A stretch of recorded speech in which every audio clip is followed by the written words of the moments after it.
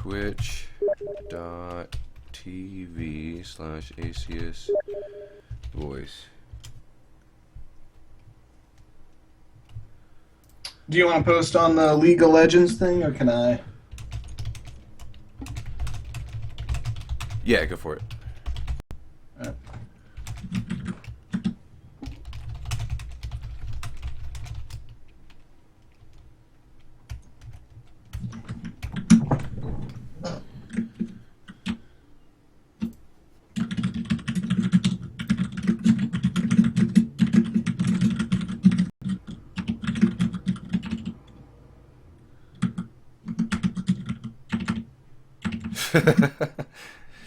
Alright, let me see. Alright, what's the volume level? Testing, testing. Is this too loud? Alright, let me see. Alright, what's the volume level? Testing, testing. Is this too loud? Alright, say something, Dave. Hello. Let's see. Alright, what's the volume level? Testing, testing. Is this too loud? Alright, say something, Dave. Hello. Let's see. Alright, what's the volume level? Testing, testing.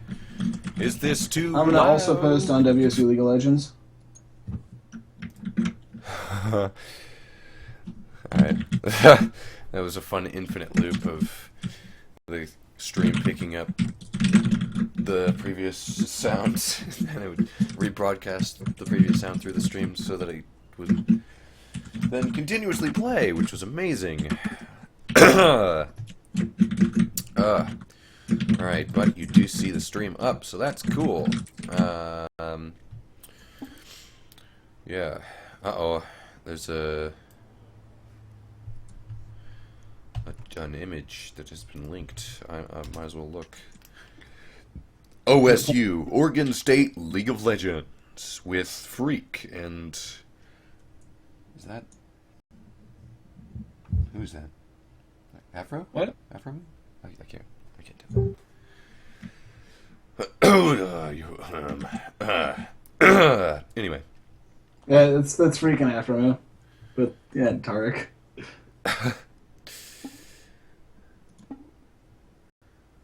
This better be a screamer. Oh. Oh, dude. We'll scream. No, we won't. No, I think he was talking about the... All right, so to all of our viewers tuning in right now... The lack of viewers. Lack of viewers. Tell me when we get viewers, Cody. I'll try. Dude, I love the Sick Nasty. JK, I don't love the Sick Nasty. That's against my religion. Is it against? I'm gonna watch this stream. You watch the stream? See if the volume is fine for you. Alright. I am saying many things to test the volume, yeah. Get the voice cracks in there, get the does it? I can't, man. get the singing in there.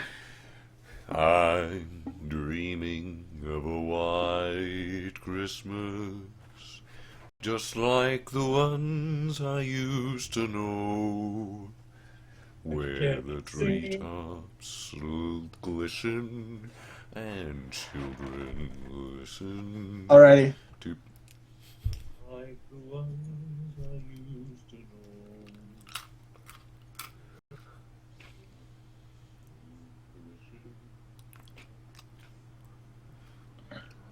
Alrighty. Is it good? Good volume? It's an alright volume. Yeah, we're good. Are you equal to it? Like, hi. Yeah, This is a comparison of my normal speaking voice. Now, Dave, speak. Well, your stream.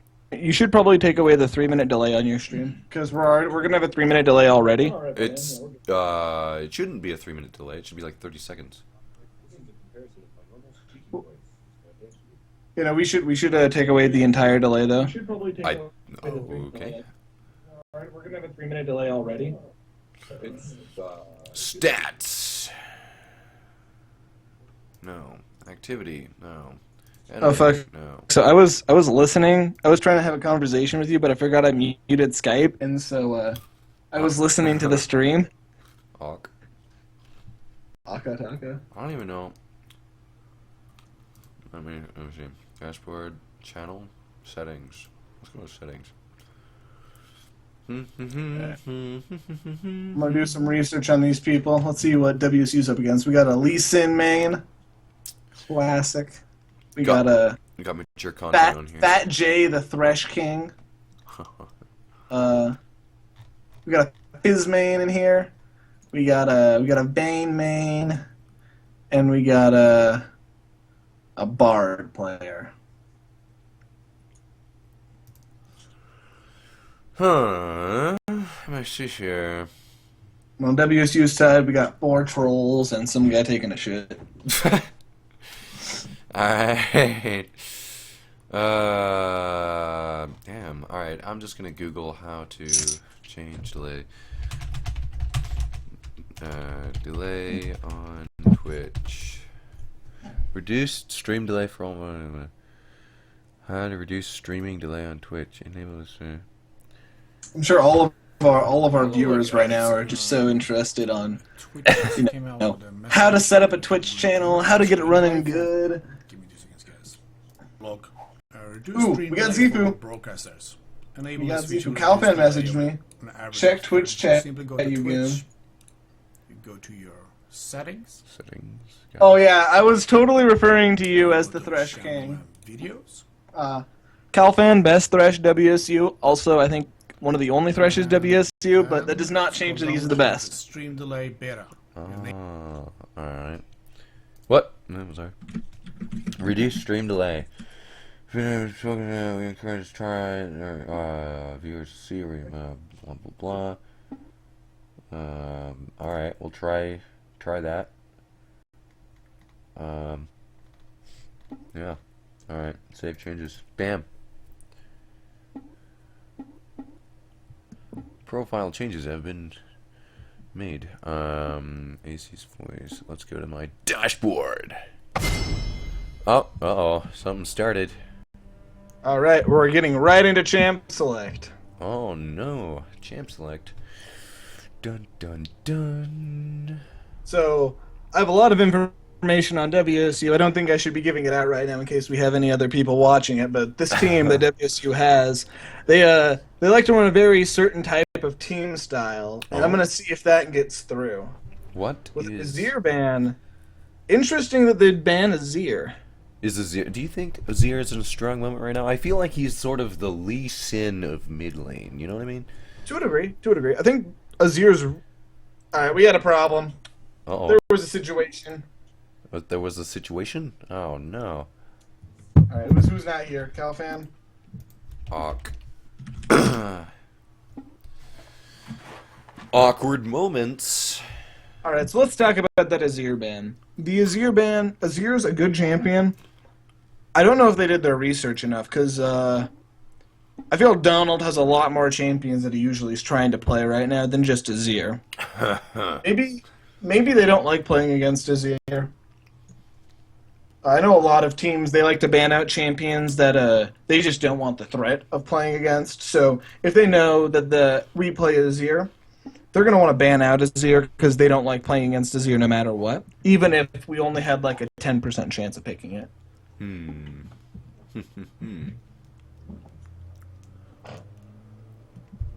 We lost a bunch of people. Donald Dang has quit. Uh-oh. Uh-oh. What's going on here, boys? Meanwhile, we see that these ranks, all these ranks, man. People play ranked. Wow. You see, I Crave, another of the I clan. Many of those are seen. Got 183 games won, and he's currently residing in Diamond 5. Meanwhile, you've got Reincarnation. He's probably named Carson. 202 ranked games. One. I play a lot of League of Legends. Ladies and gentlemen, I feel like this is what I do. I wake up, I go to school, I come back, I play League of Legends. He's got 19 for Reincarnation, at least on my screen. And then we've got Vorthros. Nice name there. Just rolls off the tongue quite well. He is Gold Division 3. He's only won 90 ranked games, and since there was a significant drop, he might have been plat in the last season, we could see. All in, right, the right now I loading think screen. we're getting back into the game. Uh-oh. Everyone's finally joined up. Let's hope no clients crash this time. OSU versus WSU in a best of 3. Bum, Let's bum, see these people on the rift. bum, bum, bum. So we're going to see Nazir ban again. Yep, there it is. Right there. Instantly banned. Instantly banned. Echo A ban. for Zier. Echo ban. Uh-oh. No one wants some time tricks being played on them. Now, Echo's really good in the jungle right now. I'm not sure if they're banning that away from the enemy jungler, but Echo is incredibly good in the jungle. The Runic Echoes is really good on him. He's also very versatile in the top lane. A lot of people playing a hybrid tank AP Echo. And his base which damage is very high. Base damage is high. AP scaling is also really high. Echo's one of those champions that you can get away with only buying one AP item because he has really good scaling on his shield that he gets from his W and on his ult. Yeah. And you see the Graves ban and Italy ban, so 2 or 3 junglers, if you count Echo, going down. I actually think those are top lane bans. I think they're trying to ban out a top laner right now. Oh, really? Okay. Both Graves and Echo could be considered jungle bans. Ooh, They're also seen more prevalently in the top lane. Now, would you say these bans are targeted towards each team? Are these, I did not do enough research to know who plays what on their on the team by name, but these could honestly be jungle or top bans. I'm actually thinking jungle bans because we see Gragas, we see Graves. Those might be the big 3 junglers, but I do remember their jungler playing Lee Sin as his most played. So maybe they're trying to force him onto Lee Sin since Lee Sin's a very good champion, but he requires a lot of mechanics, and they might try to shut down Lee Sin with a side pick or possibly an ult. Now, you do see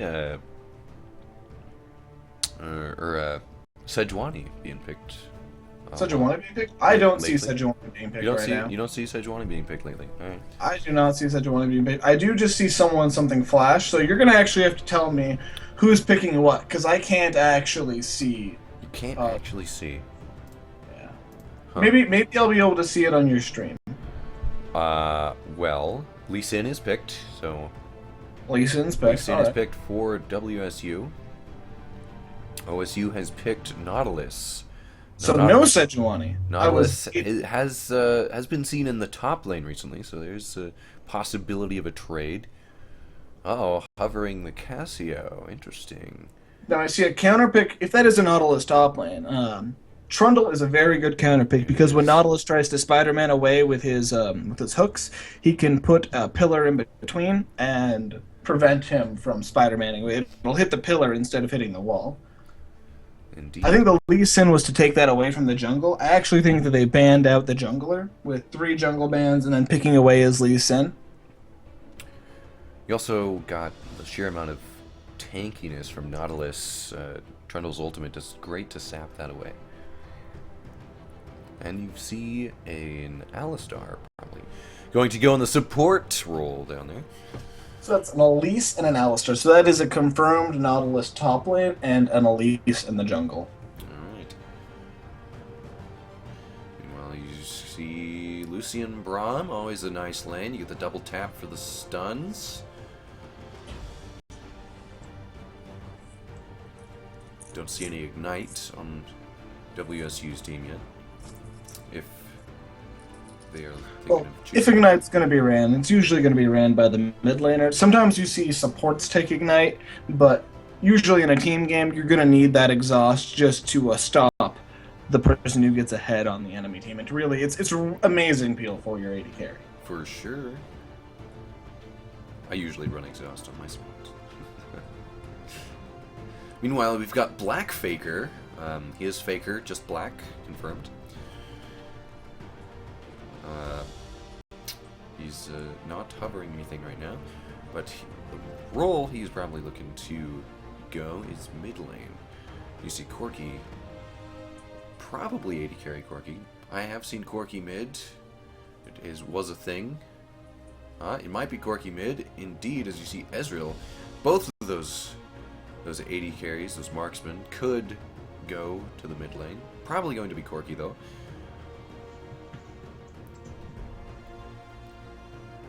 Meanwhile, you see exhaust on Israel. Might be some trades going on. I'm guessing that Vorthros is going to be the ADC, judging from the summoners. Top lane will be Reincarnation.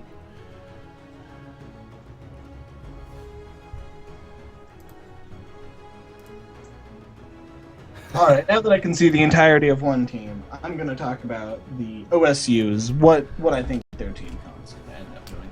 So they've got a lot of frontline, and they've got Elise, and so their entire team comes going to be working around keeping these AD carries alive and keeping them pumping out damage in fights. They've got a lot of burst with Corki and a lot of pick with Elise. So both Elise and Nautilus are great champions for a pick. Once Elise hits that cocoon, follows right up with that Nautilus hook, and Corki has enough damage to really, take those people away.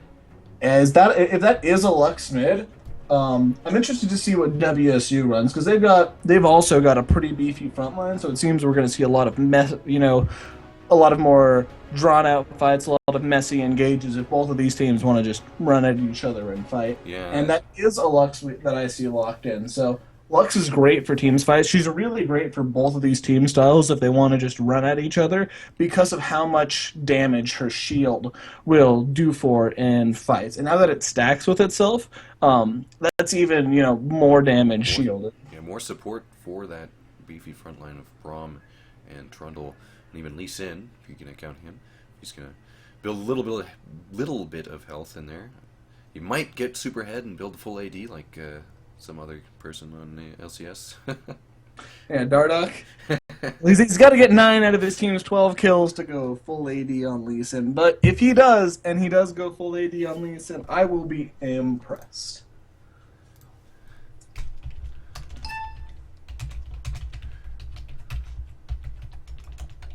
All right, getting some feedback from someone here. Someone? You mean me?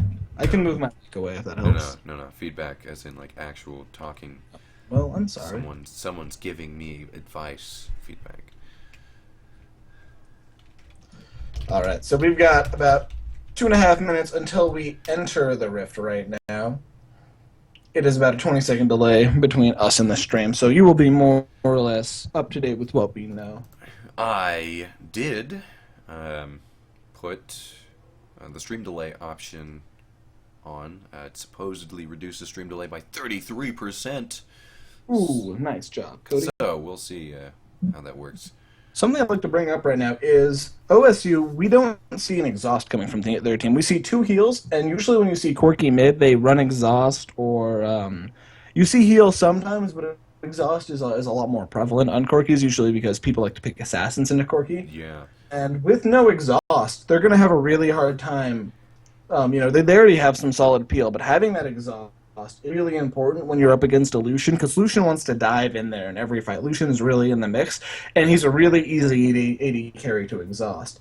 And I'm not really sure if they need that ignite and that kill pressure necessarily on Alistar, but if they do have that ignite, they're really going to... That shows that they're really going to want to play that aggressive early game, and win bottom lane. They're really putting on a lot of eggs in the basket of them being able to win that 2v2 with that ignite and getting far enough ahead that Lucian won't need to be exhausted late game. You also don't see a real assassin role aside from perhaps Elise from OSU, but WSU does have Lee Sin to try to dive into the backline. Corki does a surprising amount of damage. Corki, he was pick banned in LCS, I think, for like 5 or 6 weeks straight. He was one of the most popular picks in LCS, and that's because with Thunderlords and his Q and his auto attacks and just that sheer amount of damage, Corki actually has a ridiculous amount of burst, and so he's almost an assassin. When you get those picks, Corki can execute a target very effectively. So he's not that typical assassin you might think of, but he's still putting out a lot of damage, especially when they get a target picked off. He's probably on the equivalent of a burst mage, right?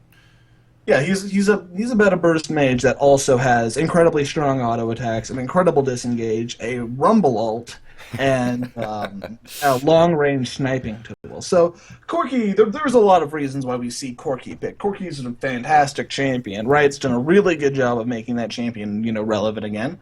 And Did you see I hope the Corky commercial? Right. the Corky commercial. This has been sponsored by whoever designed Corky as a champion. They are paying me, and they're not actually paying me, but they're paying me in like I don't know some sort of intangible. Huh. All right.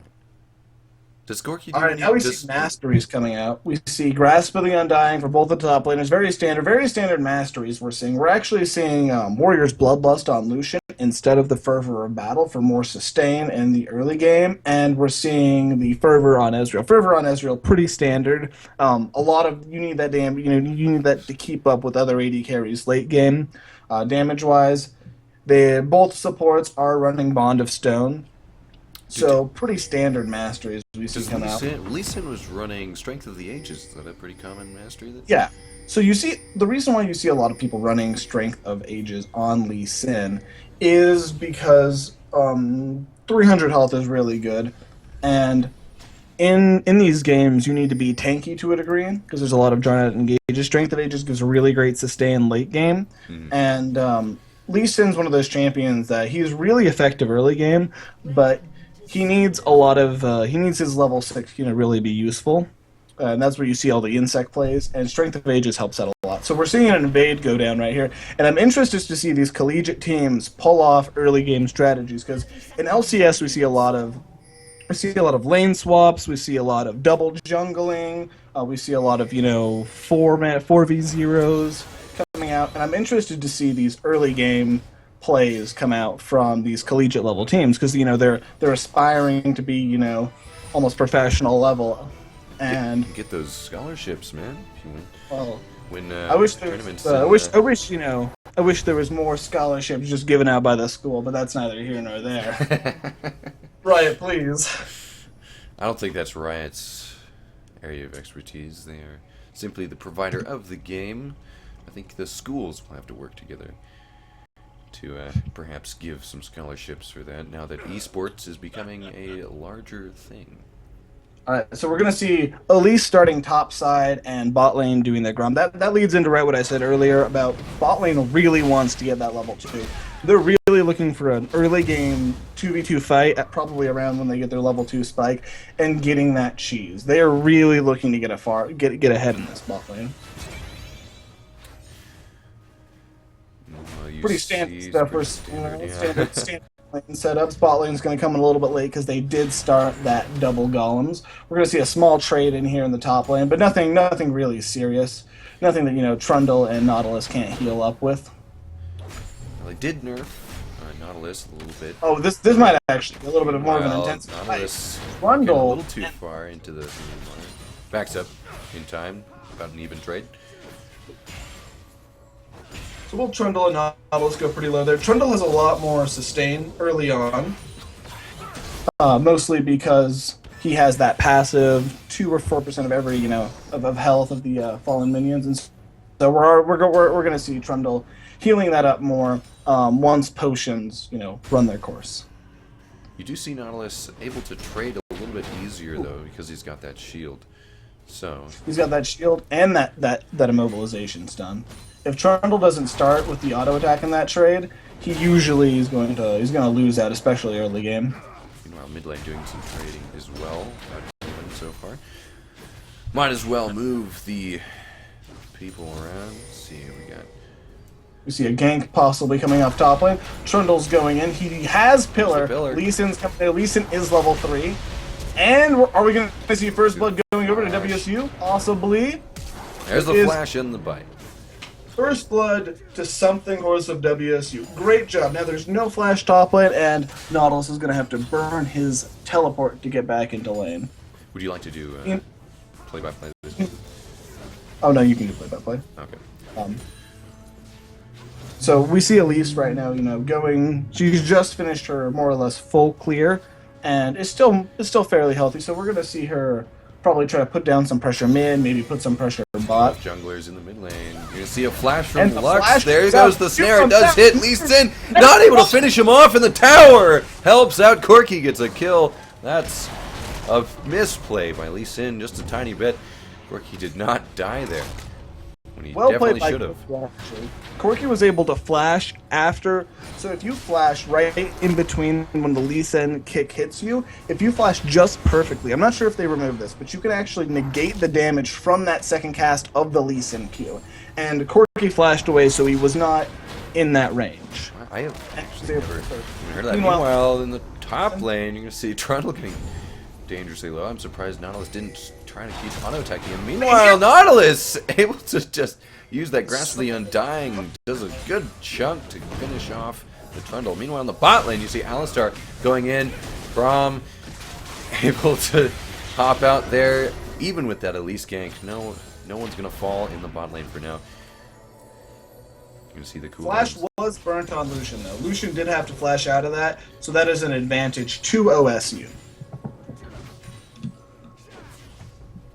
Now we see so far, Lucian is ahead in CS, and right now we see actually a lot of CS leads in OSU's favor, with them having a 500 gold lead. In the top lane, you also see the CS lead with Nautilus, and it's 1-1.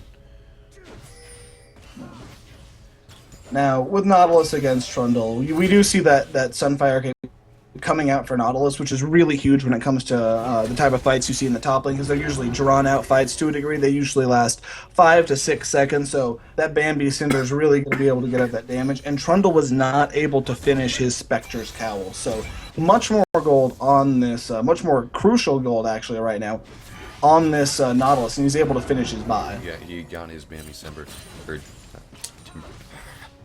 Can't go, I think I'm calling that Bambi Cinder. You know, Bambi like the, Cinder. There we go. Bambi Cinder. Bambi from the Cinder. grave. We're seeing a fight top lane right now. Trundle getting The hook zoned off miss, there. but Level Nautilus 6 for is Nautilus, 6, so yeah. he does have that lane dominance that Trundle is missing right now. Now that is a pushed up lane. You have a pink ward in the tri-bush. Lee Sin is there. You might see a fight break out here. Nope. Nope. Ward comes out, Lee Sin's able to instantly sweep it, but that is blowing Lee Sin's sweeper, so he's not going to be able to catch that ward in the mid lane if he goes down there.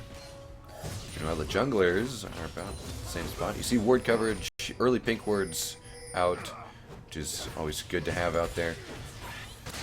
Get that vision, and assuming they are not found, they will last forever. Nothing lasts forever except diamonds. Well, we got a lot of diamonds in this this group here, so. Of course, so if you see the pink ward cleared out in the top lane by OSU, giving a lot more pressure to that team.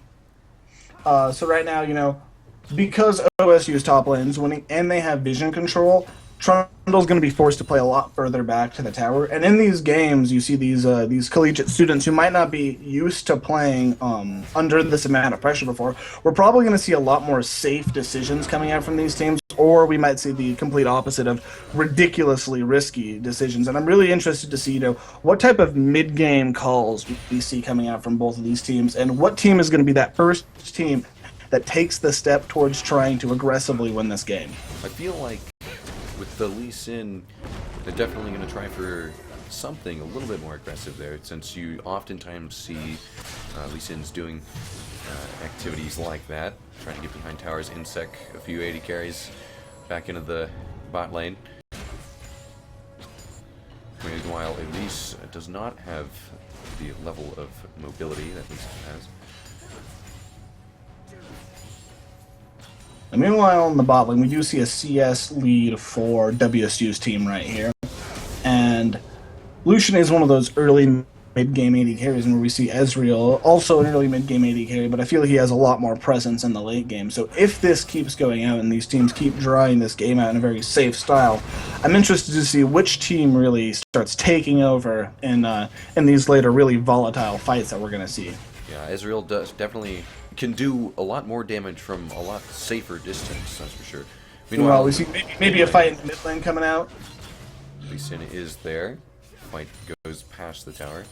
Safe decision for Corky not to go any farther. You're going to see a standard poke from Lux as well. You are going to see a very large CS lead, especially at this stage of the game. 24 CS for Corky up, and that is 1 kill also.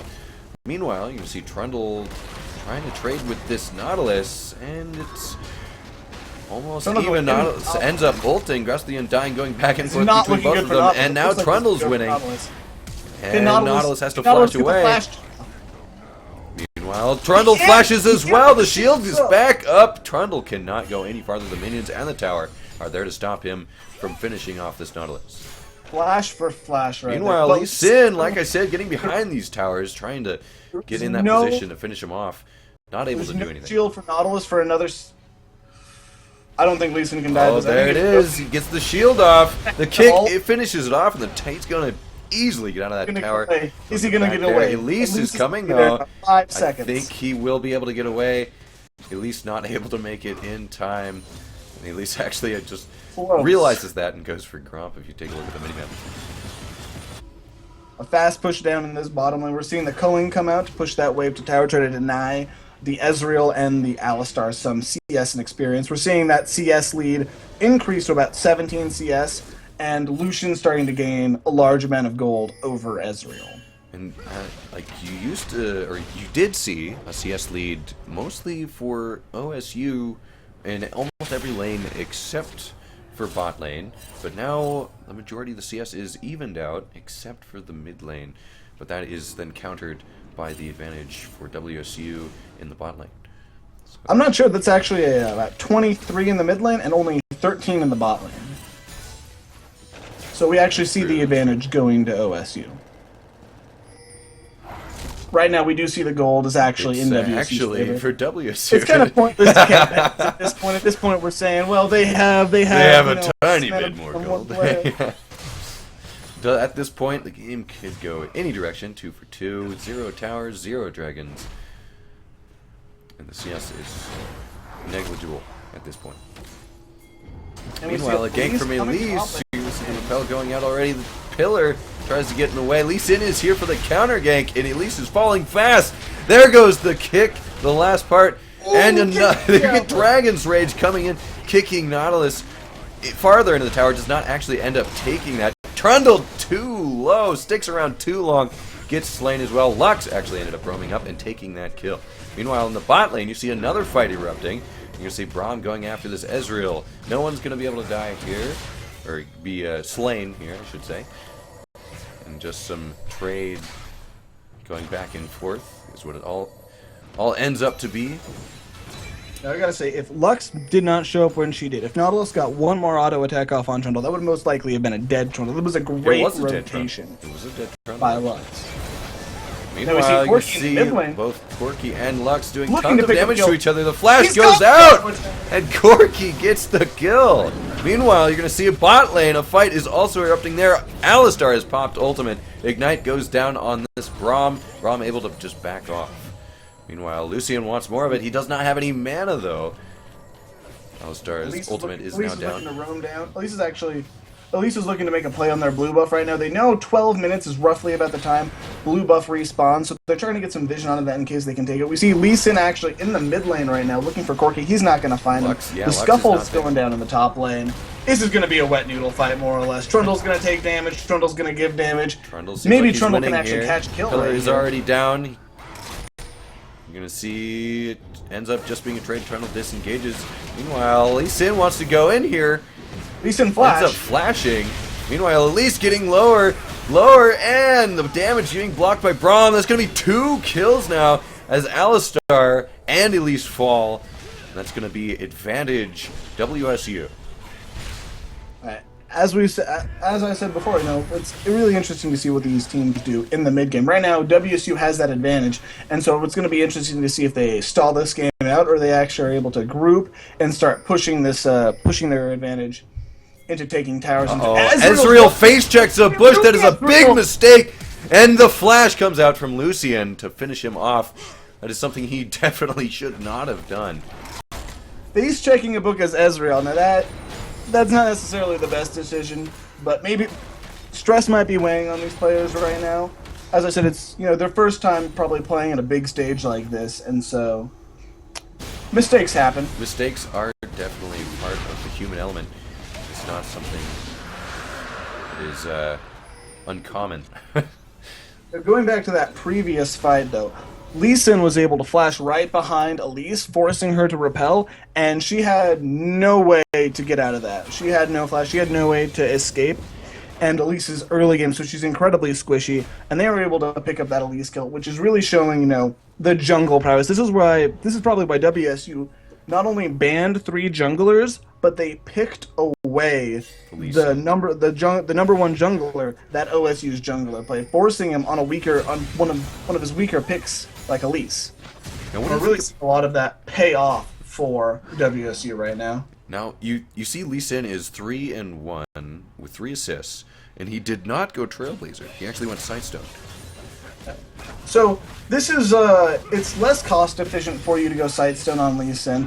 Usually you want to just survive off your trinket wards, but in a team game like this, Lee Sin found a pick. Lee Sin going in does not end up killing the Elise. The heal comes off He of might Corky. be a little bit too deep. Lee Sin does ward hop over the wall, but Corky can follow with the Valkyrie, and here comes Trundle. Top of Lux Deluxe still has here. ult, You're going to see Corky doing a ton of damage here. The laser goes out, going to hit both of those champions. Trundle still alive, but not anymore. He finally gets taken down, and Lux able to get bursted very heavily by this Corky in what looked like it was a fairly even fight. Meanwhile, in bot lane, you're going to see a ton of damage being bursted out from this Lucian, but ends up no one dies. I'm saying that to read right there. Calfan the God. What a read. Alistar is dangerously low. He does have ult. That's going to take one more auto attack. Finally dies. Meanwhile, Ezreal, dangerously low here. Tries to ult for the kill on Braum. Does not work. And he is running back into WSU's territory. The wall from Braum blocks his death. And that's going to be a kill for WSU. Actually, 2 kills for WSU in the bot lane. There's a huge amount of CS that the bot lane is going to miss out on. We talked about, just being a 15 CS lead. It is now almost a 30 CS lead. Over a 30 CS lead. It's almost a 40 CS lead and 4 kills on this Lucian. This plan to get their bot lane ahead really has not gone well for OSU. They took the Ignite. They picked all of these aggressive summoner spells. They did the Krugs early game, and they're down 4 kills. You also see the Cole coming out.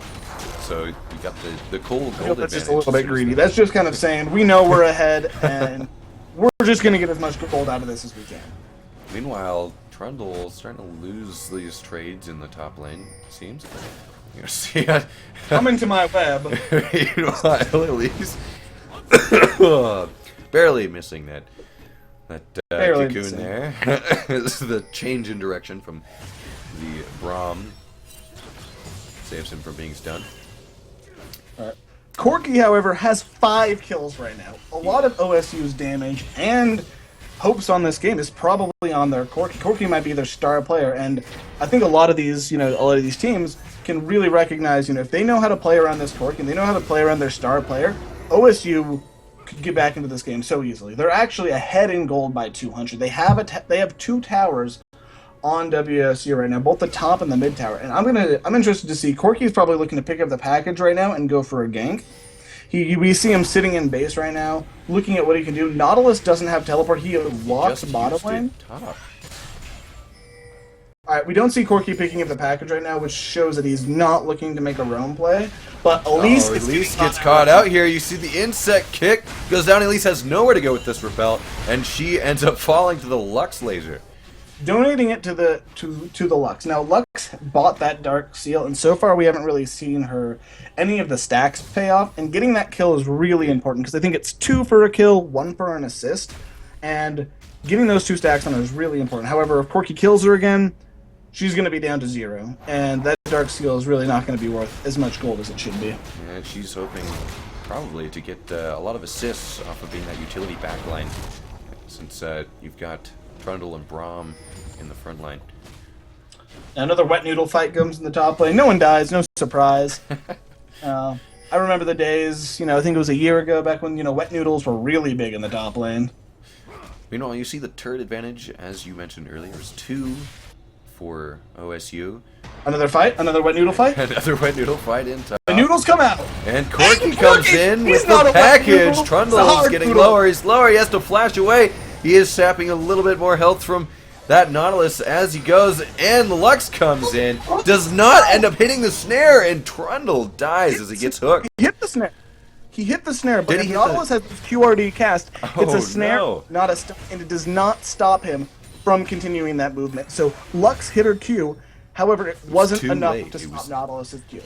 Meanwhile, Lisa's in the bot lane. She's looking for the cocoon over the wall. Ends up backing up. Meanwhile, Lux ulting the lane, trying to relieve pressure from that. Question is, where is Corki's Medjay? We see the Dark Seal on one. Why didn't Corki up the ante? You know, Corki, Dark Seal. AP Corki. Uh-oh. Lux Bad. lands that Corki- snare, and Corki uses heal. Not gonna be enough. He tries to Valkyrie over the wall, but Lee Sin claims his life before he makes it over. With a great catch. I don't actually think he had vision. He predicted where Corki was going to be and was able to hit him with his combo. You know, he That's a lot did of see angle. he did have that ward in the bush, but Corki was definitely out of vision at that point, and he ended up ward hopping over the wall. And that's an assist on Lux. That's another stack. That is another stack. Well, you see the gold is now slowly creeping upwards. Towards We're seeing the- Sightstones on both junglers now. Interesting. I'm starting to forget what year it is, what season it is. Usually they just go trail. Usually they just go Tracker's Knife. I think it is now. Yeah, I believe so. I might have said Trailblazer earlier for some odd reason. Now Trailblazer was the old OG jungle item. Right. That's back when they would buy the Sightstone, Well, the jungle. Elise in the- soloing this dragon. It's pretty uncontested. Elise has an inkling, but it's too late. Dragon number 2 for WSU right now. That's turret burn right now, so they're going to be looking to answer back the 2 turrets that they're down with this second dragon. Meanwhile, you see that Braum and Lucian are able to poke out that Ezreal a lot better. The Alistar did get nerfed with the healing aspect, at least. Now, Elise has been hovering bot side for quite a long time at this point, and Switched she's to suffering in Watson, CS. She's about 11 CS behind. Assuming that's all jungle CS, that's an entire clear. I think she's...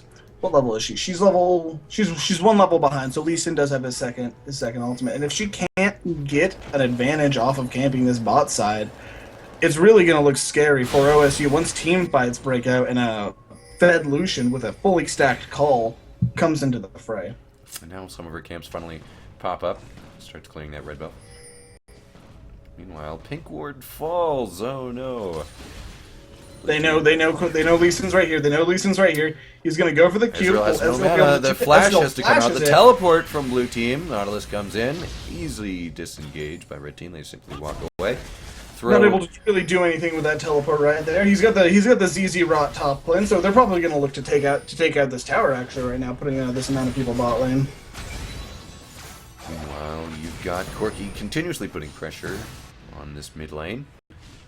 With Lee Sin in the bot lane. A So dive is looks Elise. like it's coming Uh-oh. out. The teleport comes in. Elise had to repel out. Flash is there. She's probably going to Elise go is down. dead. Now she gets knocked up. She is dead, gone. And continuing to push in. This Trundle eating away at Nautilus's health. He finally falls. Ezreal is completely out of mana. You're going to see a continuation of this chase. Trundle is very easily gonna tanky get enough 4 to kills tank right this here. tower. Meanwhile, you're going to see that insect kick goes down on Ezreal. Ezreal walking back the wrong direction once again. Trundle's going to finish that kill off very easily. You're going to see Braum walk through the tower, and it's probably going to be the first tower for WSU now, on top of At least a couple picking up kills. Eye of the That's Watch. actually 3 kills now. I'm really confused about this Elise. 4 build. kills. That was a 4v4. That was a 4v4, but there was No, it was no 2v4. reason to dive right there. Ezreal had no mana. Your jungler was 0-4, where they had a lot of their Fed members, and they had the teleport. They still had a teleport to come through. Now Corki was not in that fight, correct? Corki was not in that fight. So you saw that was a big advantage for WSU there in gold, because Corki, the main damage, a lot of the gold for OSU was not there. Meanwhile, you had Lucian, who's now 6-0, was there, and you had the teleport in from both Trundle and Nautilus, and then Lee Sin is also far ahead of this Elise at this point in time. So that was a very risky dive, in my opinion. The Medjay is completed on Lux right now. Both the Medjays and the Spell Thieves completed out. So now we're seeing a lot more pressure in this mid lane. Now they're going to try to put down this Corki. And if Corki can't win enough fights to get them back into the game, I'm not... This is OSU's real big hope right now is... They definitely need the big Corki Corki's in the play. He has the package. The package is up. Uh-oh, Lux gets initiated on, but everyone decides to disengage. The pillar goes out. Easily walked past. That looked like stuff was happening, but they decided by both teams, let's not do anything about this. I was excited. CDR boots coming out on Nautilus. A lot of interesting builds. Oh, Ezreal picking off this Lucian. Very close. Ezreal has no ult. Meanwhile, see both Elise. What a hook! Corki come down. Meanwhile, getting snared under the tower. Not very good for Nautilus there. In the bot lane, you see pressure from Ezreal and Elise, as well as this Corki. Corki goes in with the package. The tower is almost dead. It finally falls. Lee Sin getting lower, ends up kicking the Corki away, not doing enough damage. Corki heals, and there's Nautilus to clean up that pick. And now you're going to see Braum fall as well. That's 5 members of OSU in the bot lane against 2. Very easy dive this time. Meanwhile, you're going to see an ult go down. Going to follow Lucian all the way into it. Under the inhibitor tower. Meanwhile, that's a turret down. You're going to flash hook. The Lucian goes down, and Corki is making his damage count here. You're going to see a massive push from OSU. This might be an inhibitor down, because you're going to see only Lux and this Trundle here try to defend this, and they are not able to do so.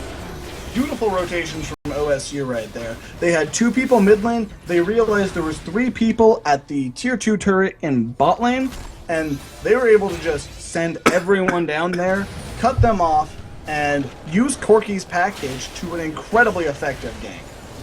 Now this Corki is 7-1. He is the driving force for OSU. That definitely did a ton of work. Bottom inhibitor down 25 minutes. That is going to put a ton of pressure on, opens the possibility of having Baron there as super minions. This isn't Elise getting caught. Is Elise getting caught out right now? She's going to throw out the cocoon. Has to flash past the pillar. She gets out safely at the exchange. Elise almost getting caught out right there. They're going to be going for Dragon number 3. We're going to see if OSU contests this. The mid lane tower still stands, and so WSU is really lacking on towers and map pressure right now. That taking 3 towers in the bot lane and the inhibitor is going to really be a thorn in WSU's side for the rest of this game. Oh, you know, Corki doing tons of damage, and you're gonna not. Is this gonna be a double kill? Oh no! He flashes out of the. Corki with a double kill. The 2v1 outplay. What a god! And Corki is a monster. Flashes out of the Lux, Lux E. I believe that is Lucent's Singularity. Successful. Saves his life and ends up getting that double kill. Nautilus' ult's coming out. There is no tower for Lee Sin to run to. Meanwhile, Braum stuck on the wrong side of the wall here. He does have his wall up, but not for much longer. He's going to fall very easily here.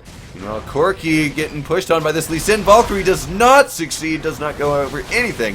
Meanwhile, Trundle getting pushed on under his inhibitor tower, ends up having to flash out. Meanwhile, Lee Sin sitting here not knowing what exactly he can do. In fact, he cannot do a whole lot. There's Alistar and Nautilus there to help peel him. He goes in this time. Go down. It's death for Lee Sin, as I was saying. Trading junglers. Meanwhile, Elise stays under the tower too long, and the Q goes out from Ezreal. Almost finishes Lucian off, but that heal ends up coming out. Lux does have ultimate up. Lux could possibly have gotten a snipe. We're seeing more damage coming out from this Trundle. I'm not sure if that's the best build in this situation, because there is so much attack damage that's going to be on OSU's team. While those super minions pushing in, definitely putting a massive hindrance there. Now we're seeing that Medjai's that was bought in the mid lane now has 0 stacks. It's incredibly risky to buy one of those items, especially when you're a mid laner. It's incredibly risky to upgrade it. Now, Lux is a very easy champion to get. That's probably one of the safest mid laners actually to buy that Medjai's on. But we're seeing a huge gold differential in between, you know, how powerful Corki is right now compared to how powerful Lux is. Because right now that Medjai's is worth just an amp tome, more or less. And that's an entire item that he's down then. But keep in mind, the goal differential between teams actually is not that high. It's only 3K, and at this point in the game, that's not a lot. It's only 3K, and that's actually entirely in the mid lane. Right now, the entire 3,000 gold is there's 3,000 gold for OSU's mid lane. There's 2,000 for the top lane, but WSU's AD carry is 2,000 gold ahead, and so. WSU fans are probably really hoping that the Intolerable Fate pulls out the Lucian Dougie and really gives people the business in these more drawn out team fights that these teams hope to have. The fight almost breaks out here. Lucian misses the Q, or rather, Elise marks out range. Meanwhile, you catch get on Calfan. On Calfan, Braum has to get out of here. There's the Nautilus Nautilus ult, but probably not on the priority target here. You're going to see yes, a flash and the ultimate from Braum. Laser hits many people. You're going to see nobody die yet. Everyone's still alive except for Trundle. He almost makes it out, but not good enough. He ends up falling to Ezreal, sending those Qs out constantly from the backline. If only he had that little bit of tankiness. Meanwhile, the flash over the wall catches the Lux, and Corki able to do tons of damage, finishing that off. This is OSU's game. OSU's going to go definitely for right now. It definitely looks like OSU's game. It's going to go to the Nexus turret, the last one standing. The Super Minions finished off the previous one. Meanwhile, Nautilus ended up dying as he was just a little bit too deep, and Lucian does do damage, but it is now Lucian against the world as 3 players from OSU able to finish off this Nexus, and that's going to be game 1 going to OSU. Now I want to say that looked like WSU's game for the longest time. It was WSU. They were ahead. They had the gold. They had the objectives to a degree, and then that fight goes down bottom lane. Corki just massively shows up, takes 3 towers and an inhibitor, and after that it was WSU on the back foot. Hey, we're on the back pedal there. As you saw, Corki, as you were saying, as we were both saying, Corki had to make the plays for that team. He was the one with the gold, and he ended up showing up big time, especially with that package in the bot lane. Kept that momentum going. Cody, you need to accept the game invite. I just kind of got out of the thing. I know. I'm sorry. I'm sorry. Unable to join because game lobby is full. Yeah.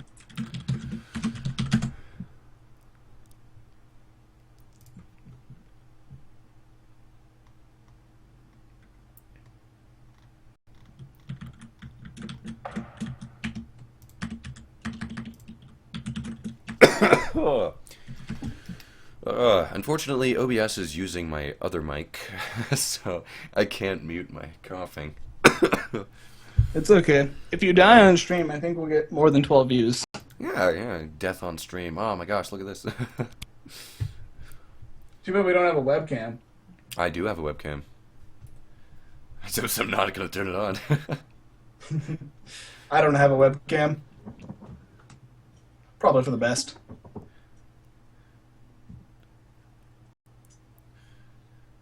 Now, what do you think could change or need Corky's going to get his ass. Corky's going to get banned.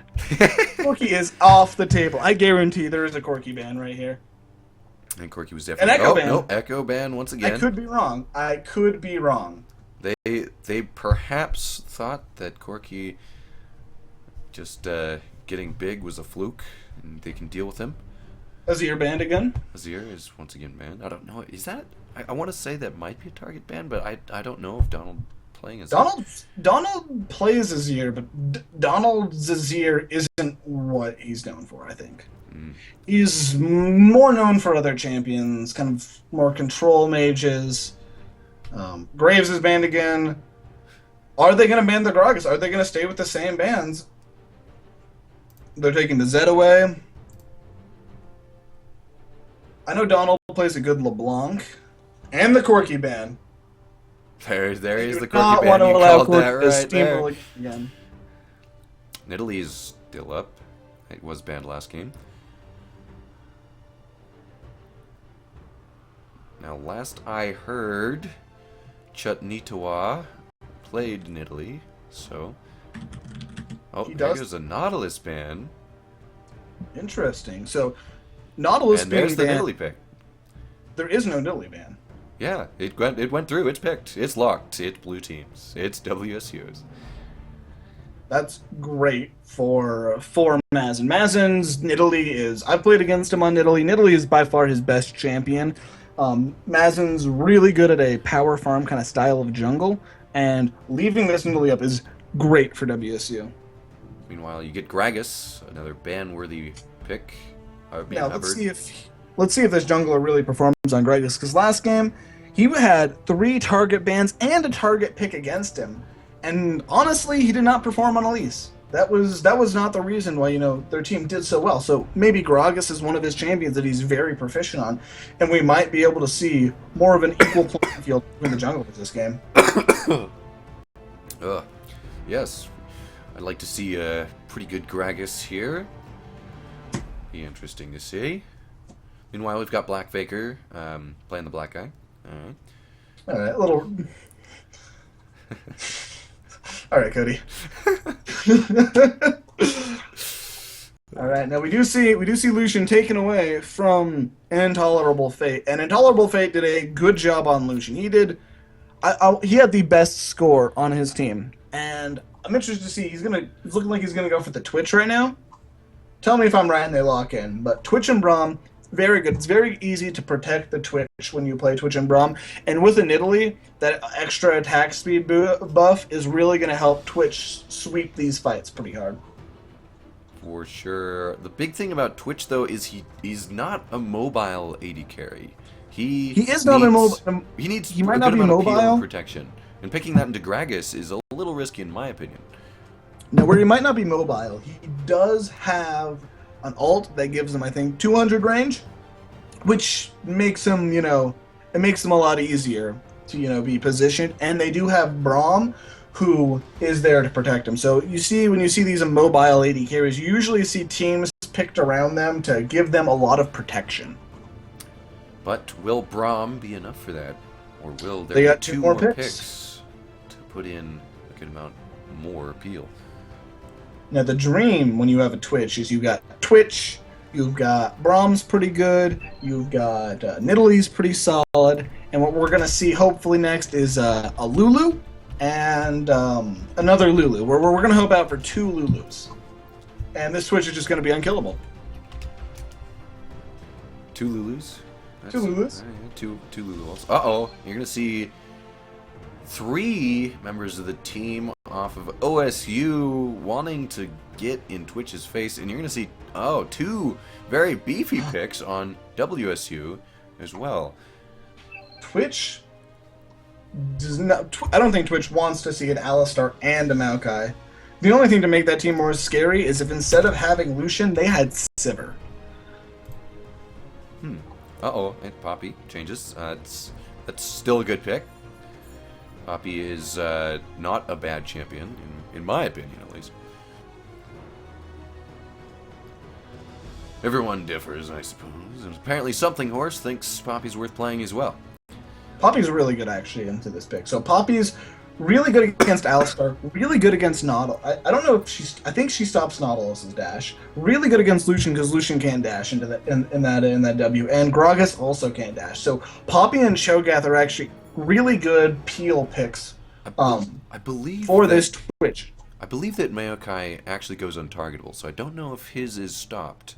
There's only one way to find out. We're going to find out. We're going to have to find out. All right, bets on the table. Oh, someone, don't ban our chat. Don't ban our chat. We've only got 13 of them. Take away.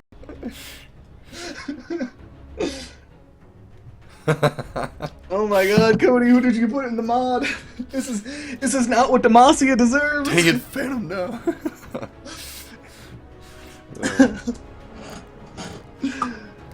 I know. All right, boys, it's time to. We will not be silenced. Black Faker is actually not playing Lucian. It's 4 throws once again on the 80 carry. So you see the trade there. What rules? You do see a good amount of peel for that Twitch, indeed. Though you got Braum. Poppy is amazing at peeling, and just standing on Twitch as Cho'Gath is going to do Oh wonders. God, he's starting to delete messages. Cody, what have you done? What? Cody, unmod your mod. Message deleted. Messages. Let my people meme. Let my people meme, Cody. I believe he will make the right decision. Cody, I Cody, trust. Let my people meme.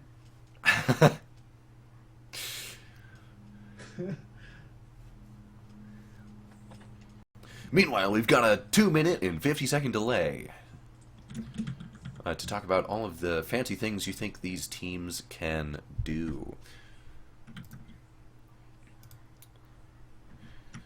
Let's see, we got 2 teleports. That is something to note off of Cho'Gath and Poppy. So you're going to have a little bit more global pressure from WSU this time with the double teleports. You've got good engage by... I'd say the engage war is probably won by OSU.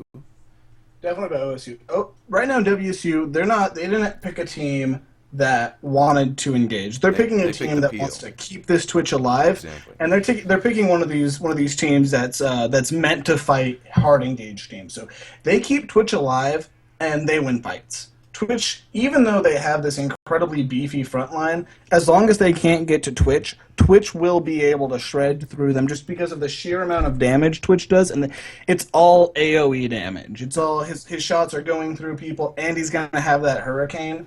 And so as long as WSU can hold the line and prevent these tanks from reaching Twitch, they will see this. They will win this game, hopefully. No. On OSU's side, OSU's... they want the exact opposite to happen. You're going to see flashes on Maokai being blown to get that ball onto Twitch, and you're going to see everything You got for the that. womboest of the combos. Yeah. I honestly... the mistake I see happen a lot for teams that are built like WSU's is that they switch roles in the fact that they then go on the offensive. They're ahead. They have the gold lead, but they start playing against their team comp. They actually start trying and struggling for these engages when it's not nearly as strong as, say, OSU's is. And then they end up going for a dive and not succeeding and struggling against that because they're focusing more on engaging versus peeling. They're not letting OSU walk into them. So that is one mistake I don't want to see WSU make this game, because they've crafted the team comp not to engage, but rather to disengage. Meanwhile, we've got only 24, 3, 2, 1 seconds until we get to see loading screens, and then you get to look at I'm going to write down these masteries. Yeah, I'm going to write down these masteries, and you're going to write them down? if there's anything out of the blue. Last game we saw really standard masteries. Good masteries on both teams. And I'm expecting, Strength of Ages, junglers, Bond of Stone supports. I don't think anything will be too out of the ordinary. You're going to see Thunderlord's Decree on everybody? Oh, I remember Thunderlord's Decree on literally everything. Back before any of the other masteries did anything. I remember, you'd rather take Fervor of Battle, or you would take Thunderlords. And there was no other masteries. I mean, unless you were Trinimir, and then you might take the crit one, maybe. Oh, that's right. The very start of the season, everyone was taking the crit one. All 18 carries. It was that one and then Thunderlords. And then everyone's like, "Wait, Thunderlords is really good." Because they nerfed all the other masteries into the ground. Did they? Standard. Oh, game is paused. 2 seconds in, and the game is paused. Game is paused. All right, boys. All right, who won the skin war? I didn't pay attention. I won't be able to tell you. I'm pretty sure there's a skin on... Poppy doesn't have a skin, and I think everyone on OSU's team has a skin. Uh-oh. Someone was in the restroom. Uh-oh. Dun, dun, dun. All right, we're seeing this game. Get on the Rift, and I'm going to give you a discount double check on those skins. So do we count Unchained Alistar as a skin? Yeah, you know what? Why not? All right, so WSU winning the skin war right now, actually, with two members of OSU not having skins, so already advantage WSU. More money. Don't be too And as we biased, all man. know, Riot, gives you more stats with better skins. There are some advantages that skins can give, such as particle effects that are a little bit harder to spot. But I don't And think. the new bots laugh. Yeah, that is ultra tilting. That gets in people's heads. That is by far a gigantic advantage. That's It why would you just be have to. great is if you ever killed someone with Nunu, they could only hear that laugh for the entire when they were dead. All they hear, and it just gets progressively louder. It definitely is the reason why if you're gonna play Nuna, you have to run Nunabot. Uh-oh. Meanwhile, Mayokai taking some investigative maneuvers. No, he Spots. didn't. I don't actually think he might have seen. He's seen the traps now, so they know where where WSU is starting. They know Nidalee starting blue side, and that's going to allow Gragas to start red side, and both teams are going to do jungle camps. Indeed. You're gonna get the. So really, no advantage to anyone there. Maybe advantage to OSU because I think Gromp hurts less than the double camps, but I could also be entirely wrong. I don't Now know. it's Meanwhile, just- you see Cho'Gath mid. Not something you see every day, but I myself have played it. I like it. Now, I could always ask my roommate, the captain Cho'Gath, on what he thought of Cho'Gath mid, and he'd probably tell me something like, I haven't played League in 6 months, Dave, while you talk to me. But Cho'Gath mid was a big thing in the LCS over the summer. And this is a pocket pick. Well, you're gonna This see. is a pocket pick for Donald. So, Cody, please tell your mod to stop banning people, because I'm getting messages right now telling me that they're not allowed to watch. They've been kicked out. So he's gonna come back and watch the stream when he's unbanned. Are you serious? Yeah. Oh. So tell your mod to not ban people, please. We only have 14 viewers, and I love them all. It, Even the OSU viewers, I love them actually even more. Oregon's a beautiful state. Anyone was. Oh, he said he didn't ban anyone. Did you silence I mean- him? Did you mute him? Do you think Ted would lie to me? I don't think Ted would lie, but I also don't think Phantom would lie. Okay. All right, let's get focused back on the game. We can deal with mods later. The fight for the shield. Winner Poppy. Now we saw an early scuffle down in the bottom lane. This has cost both bottom lanes their 80 carries potions. And But you see the mana advantage being Mana gone. advantage? Mana advantage, yeah. You don't often talk about the mana advantage, but you see it here. tell me about the mana advantage, Cody. It's on to Lucian. To a noob like me, what is mana? Can you Mana? actually just break it down? Okay, so mana is this interesting resource that a lot of champions Well, we use. were Not seeing a all of fight them. down Uh-oh. Scotland. You can Meanwhile, tell me you about see that. Lucian What do you having to want flash later? away. You're gonna see, Twitch getting pushed into the Gragas gank Oh. through the lane. Meanwhile, a teleport comes in. You're gonna see Braum getting dangerously low. He flashes out. The exhaust goes down. the And kill first goes blood up. goes to the gonna get Lucian. killed. Meanwhile, Twitch flashes in, trying to Twitch get is- that as well. He's going to go down. It is a 1-for-2 in the bot lane. Meanwhile, you're going to see a Nidalee Spear trying to get thrown out there, maybe pick something up, but it does not land. Meanwhile, in the top lane, you're going to see some wet noodles. They're not too wet. They're not too wet right now. They're pretty Pretty dry. they're pretty brittle. They die pretty easily. Yeah, I mean, they're both tanks. They both heal and stuff. Usually early games where you see the closest top lane scuffles. Yes. Now right now, mid lane, there are no summoners on WSU except the flash on. Oh, Poppy burnt her summoner. Burnt her flash at some point. So there are no summoners on WSU except Nidalee's flash and Poppy's teleport. So OSU has about a 5-minute advantage to really pressure the map and get their bot lane ahead. And that is that's a lot of disengage. Those summoners being gone, a lot of flashes down. That we were talking about the ability to disengage is definitely wanted for WSU. Meanwhile, Lucian and Twitch trading back and forth. It's about even. I'd say advantage to Lucian. That's Just that with Lucian did a little bit more damage, and Twitch is healed up with a potion, but Lucian still has one more potion. He has the biscuit. As for the CS, you're going to see Cho'Gath actually losing out right now in the mid lane. He did teleport bot lane. It is a side effect. It is a side effect of teleporting, trying to get that global pressure in for the counter gank it was, but it ended up not paying off, unfortunately, for WSU. Meanwhile, standard lanes going on. Nidalee farming the jungle over there. You see smiting the wolves there. It's the nice Spectre to keep watch. And you see 2 pink wards out so far for OSU, but none right now active for WSU. Now, right now, we're seeing the trackers knife come out for Gragas this game. You know, both junglers had their fun with Red Smite game before, and this game they're saying, you know, that Sidestone wasn't actually that efficient of an item. I'm gonna buy the jungle version of Sidestone.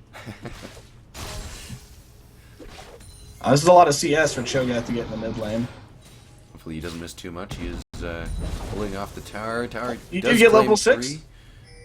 Got his feast up, gonna stack that fast. Well, you see Gragas and Maokai looking to put some pressure on Cho'Gath in mid, but they decide to back off. Take a look at that minimap. Meanwhile, in the bot lane, you see Harass going back and forth. That's a good trade for WSU right there. You know, they got a lot of free damage on the Lucian, who is ahead, and now they're gonna look to pull off the gank. Now they will be spotted by the gank. You're gonna see a stun go off. That is not a level 6 Alistar, so he's not able to tank a whole lot. Beautiful pulverize. Fantastic pulverize from that Alistar. Oh, and finally goes down. Twitch gets it with the poison.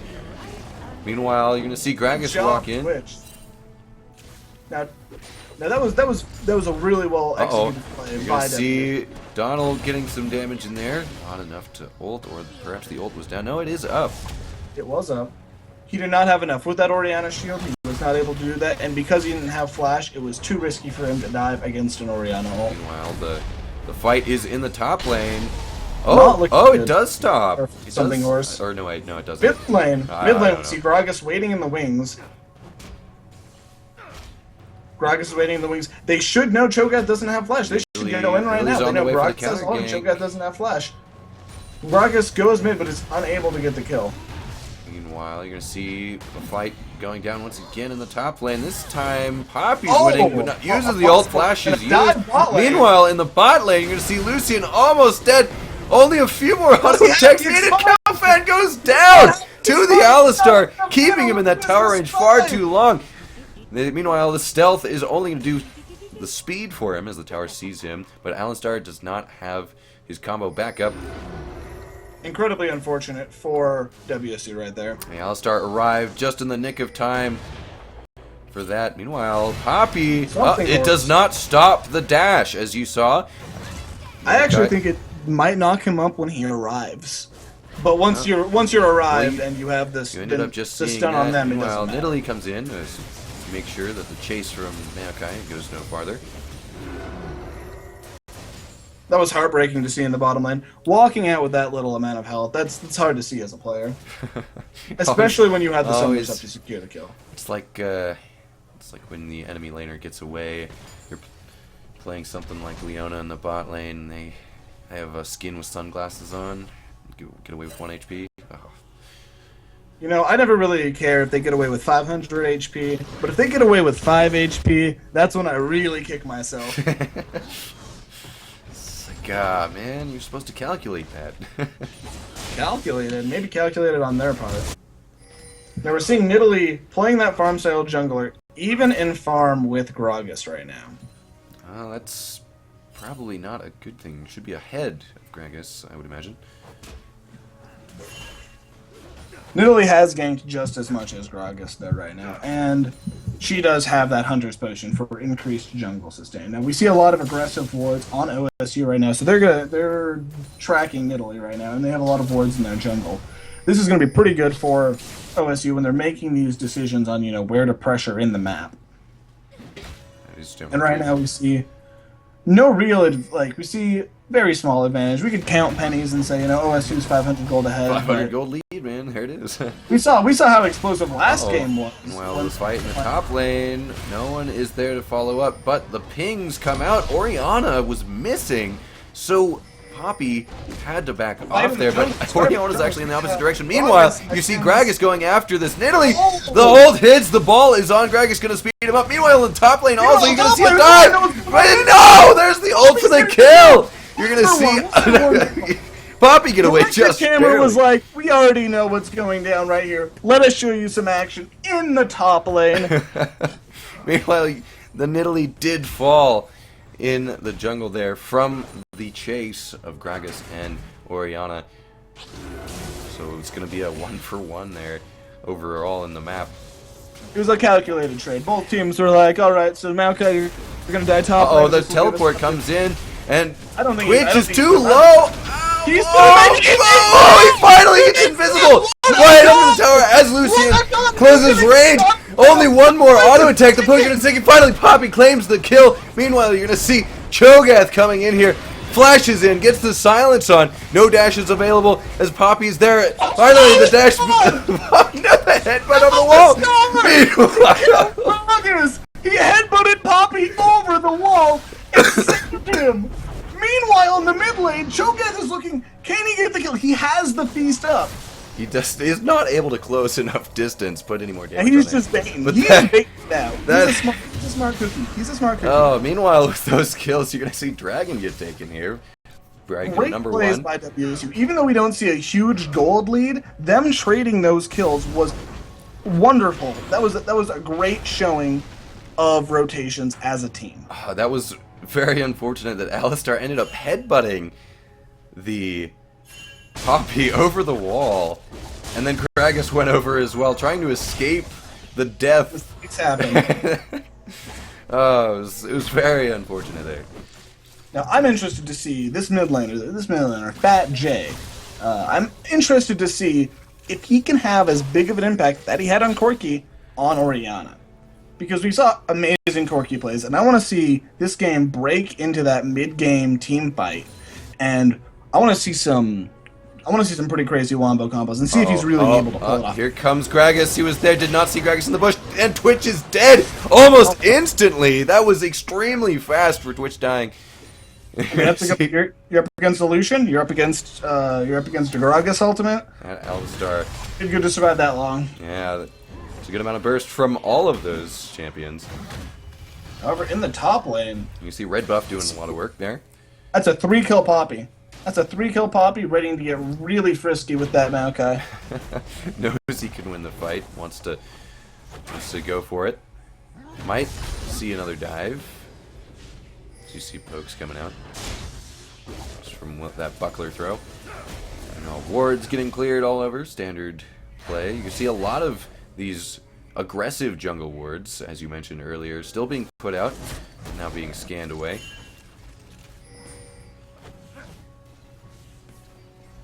Meanwhile, This is a lot of CS missed on Twitch. Right now, Twitch it's the same CS here comes differential the that they stealth had. Twitch. in The ult before. comes out, They does want not to go in. hit anyone. That was a very bold ultimate. As That was Lucian did that was have a little his bit of dash a up. questionable play. Meanwhile, in the mid lane, In the are we mid gonna lane. see the feast? No, not going to see the feast, the knockup, I and wanna the see silence the is chomp. already there. I want to see someone give him the chomp. Meanwhile, Gragas comes in from WSU's Nidalee's jungle, here, but though. Nidalee is here as well. The knockup There's a there lot of does damage, There's a lot and of damage able. coming out of Uh-oh, Nidalee. Nidalee misses the Nidalee, spear. he Gragas takes might be the able to make it auto over the attack. wall. Finally, the auto text claims it. Meanwhile, Maokai getting chased on as well. The slow is out there, but probably not safe enough to go into the turret for Poppy. Meanwhile, in the mid lane, you see Oriana getting dangerously. Oh, and the spear lands for Maokai's death. And Nidalee claims that kill. Meanwhile, bottom lane, Lucian is very far ahead, almost just as far ahead, less far ahead than Intolerable Fate was last game, but he does have a 30 CS advantage, which is a lot of gold in this pocket. We see Twitch with a completed item, but Lucian's right now sitting on 1,700 gold, and is about 1,000 gold ahead. And so once he picks up that Essence Reaver and probably starts building that Static Shiv, we're going to see a lot more, probably, fights in this bot lane. We're going to see Lucian getting even more aggressive with that Alistar. for sure. I'd like to bring up that Gold Alistar is once again took Ignite. doing They anything once for you. again don't have an exhaust Uh-oh, on Nidalee OSU. is here in the back. And the teleport comes in. They probably want to just disengage here. Lucian doing good amount of damage, even with that large pool of gold that he's just sitting on. That was a good disengage by WSU. The Definitely. teleport took a little bit too long to complete, and that gave both Nidalee and Braum just enough time to escape the CC that OSU had. I mean, I only see Calphon giving a few laughs out. Teleport is wasted. Maybe get a little into the heads of OSU. It's a mental game. You know, you can see I'm the saying last Nidalee- bit of Lucian's mana being used to clear that lane and back off.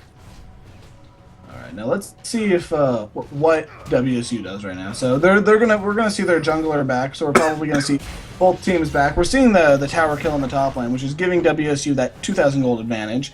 He's gonna clear up the pink ward. I want to see if Poppy can have as big of an impact that Corki had from the last game, because right now Poppy is incredibly fed. So I mean, Oh, Nidalee you is see also some sitting action on a in ton the of gold. mid lane. Meanwhile, you can Oh, see you're some gonna see the knockouts. trouble. Oh, the Bravo Oh, you goes can see out. the trouble. People are wanting to disengage. WSU does not want to go in on this right now. Meanwhile, Oh, the knockup catches Gragas. He dashes out. Belly flops out of there.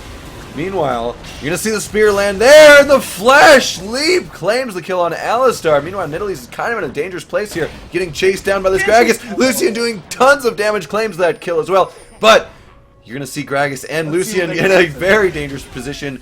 Now, they're in their own right, as you see 4 members of WSU going in for this tower dive. And you can see Poppy ends up going in alone. Kind of slight amount of miscommunication here. You're going to There's a see some Lucian fun picking up song that another goes kill. Kalfan on Braum having to flash over the wall as Maokai shows up. Meanwhile, Twitch, very dangerous position Okay, right get here. out, He Jukes up. ends up getting out Jukes down. Meanwhile, you're going to see Donald Dang on Cho'Gath getting picked off from Oriana being in the right spot at the right time. Meanwhile, she tries to go for Braum as well. Braum ends up throwing that shield out just in case. He's going to stay alive. Probably not a very good place to back, though. Might be chased on. Oh no, Lucian flashes up the wall, gets the kill on Braum too. That is extremely bad for WSU right now. Just a slight bit of It was a great play. miscommunication. It was a great play till it wasn't. Like Skara said about Coast, they're winning until they're not.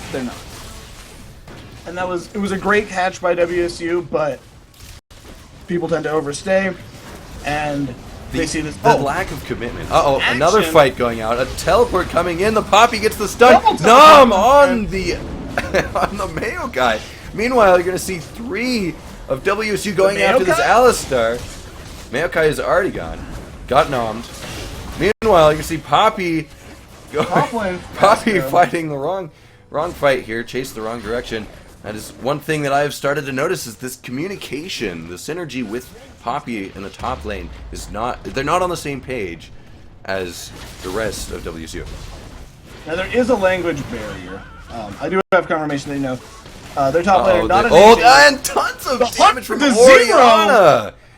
Fat J giving him the fatty ult, that fatty amount of damage with that. So he has Rift Herald right now. That's 10% bonus damage, and he has Thunderlord. Void Staff. He also has Thunderlords. That He also has Thunderlords. That was a very large amount of damage coming out. I did not expect that personally.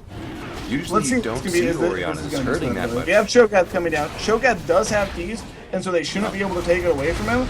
But they need to get Cho'Gath. And it actually goes to Gragas after all. Meanwhile, this is an extremely bad position for all of WSU remaining in the Baron or Dragon Pit. And Cho'Gath and Braum goes down, and the Dragon goes to OSU. This is looking very grim for WSU as you see all of these confrontations not going in WSU's favor. They were winning until they were losing.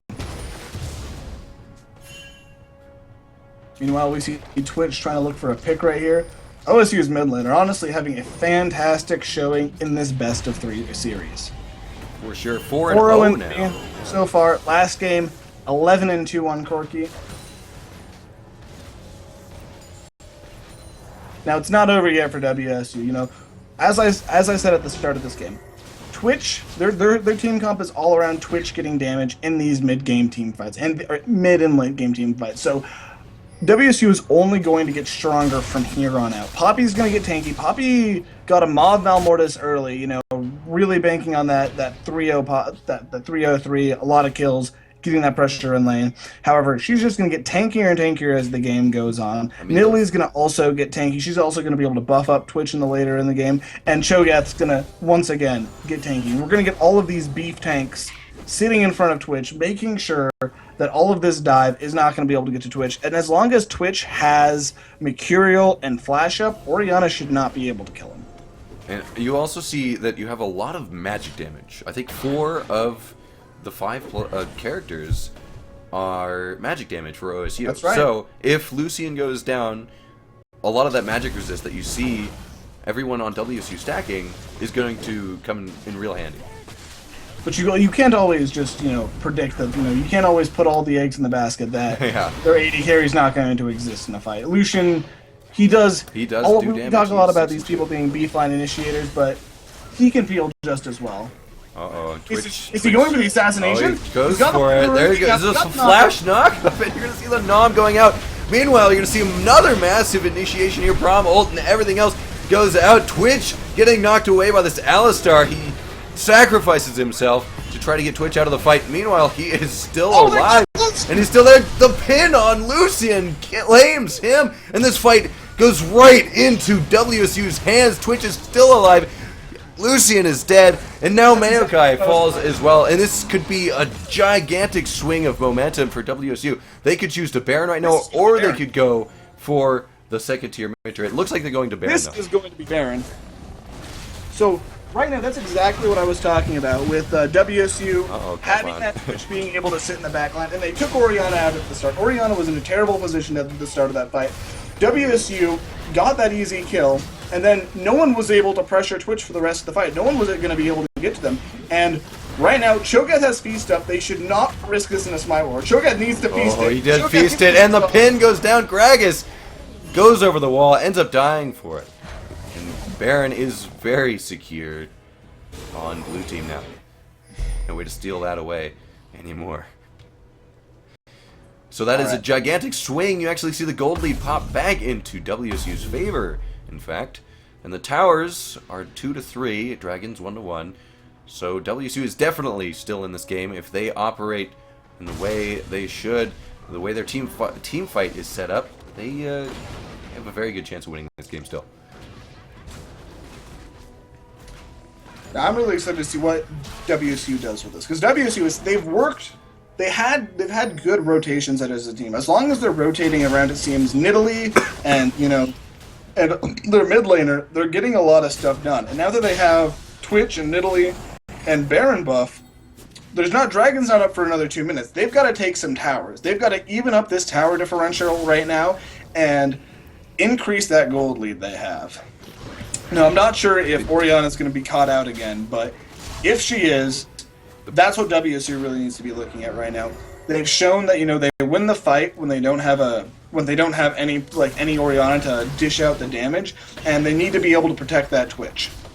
And so I'm excited to see if they go for more picks, or if they're looking to just go for the standard fight and it looks like they're sieging up a with little Twitch. bit of a split push right now. As you see Cho'Gath pushing that mid lane. The mid lane split push, the classic mid lane split push. So it's 1-1-3. You can see a tower going down on the bot lane as mid lane is rotated. Small fight in the top lane. They're getting to that point where they really are just wet noodles. So it is now 3-3 in the tower advantage for war. It's because there's no Flash damage now. Maokai. As an interesting, it's kind of a Twitch flash reaction, I would suppose. Probably didn't need it. That was good. But If he got knocked up right there, I don't think he would have died, but it wasn't a position that he wanted to risk. It was 20% chance that he was probably going to die there. He didn't want to take that chance. 20%? He flashed away. How did you come up with that? Do you have like a chance calculator? Yeah, I played like 10,000 games. I consider myself to be almost a primary source when it comes to thinking Percentages and chances. when things are going to go down. Meanwhile, this Baron buff only been used to take out one tower so far. They do need to wait for Twitch before doing anything else. Dragon is up, so that's going to be the next contested objective. Let's see if OSU wants to contest it at all, as they don't seem to be rotating to it. 2 people back for OSU. Baron is gone for almost every member of WSU. This looks like it's going to be a completely free dragon. OSU does not want to contest that at all. Meanwhile, Lucian does not want to get caught out here. He does not. So good job by WSU right there. They had the Baron threat still, so they maximized it. I don't think they got any towers, but they got a lot of pressure. They got one. They got one in the bot lane. They got one in the bot lane and a dragon. So that's taking the Baron gold and some extra map pressure and getting themselves about a 2,000 gold lead, which isn't that much, but it's better than a 2,000 gold deficit. Meanwhile, their split push here is enabling WSU's It's team keeping the comp. Orianna mid lane. Yes, yeah. It's keeping the Orianna mid lane, which is incredibly important. OSU's mid laner is their star player, and if they can keep Orianna separated from the team, nice rupture there. If they can keep Orianna separated from the team, they will win. You're going to see a lot of poke coming out from this Nidalee. They've got a good siege comp. Holding Nidalee and Shogath able to get out a lot of poke. And Now disengage. Poppy's rotating down, so Orianna's going to be there, and then we're going to have a 5-on-5 bottom lane siege. The top lane looks like it's got enough minions to start pushing. I'll give you a check right there. So top lane pushing towards OSU. So if they keep Poppy's them bot, back they in the could mid get a lane. good amount of minions sieging that top lane tower. Meanwhile, Poppy is mid, takes that tower. Poppy needs to run. Poppy might get collapsed on right here. Meanwhile, Pink Ward Probably stops not. They saw a everyone. ward and Pink Ward stops everyone. once you see the ward, you understand that there's no way anything could happen. That's a joke. I mean, you can probably make stuff happen. Bad joke, babe. Ooh, Poppy with a red buff steal. And Baron buff now gone. Uh-oh. Baron buff's He might been be in a completely bad spot fine. here. No? I'm not sure. I don't think Maokai can really do anything to stop her. Once Poppy gets going, unless Maokai can get heavy CC on her, I don't think there's anything. Well, Orianna was going in that direction as well, and Alistar was also in the area, so could have possibly spelled doom for Poppy, but All right, now Maokai Poppy's decided backing up. Poppy's backing up right now. She's gonna finish her dead man's plate, so she's continuing to get even more tanky. We see a Roa completed on Nidalee. We see a fully stacked Roa on Shogath. And we're seeing Twitch.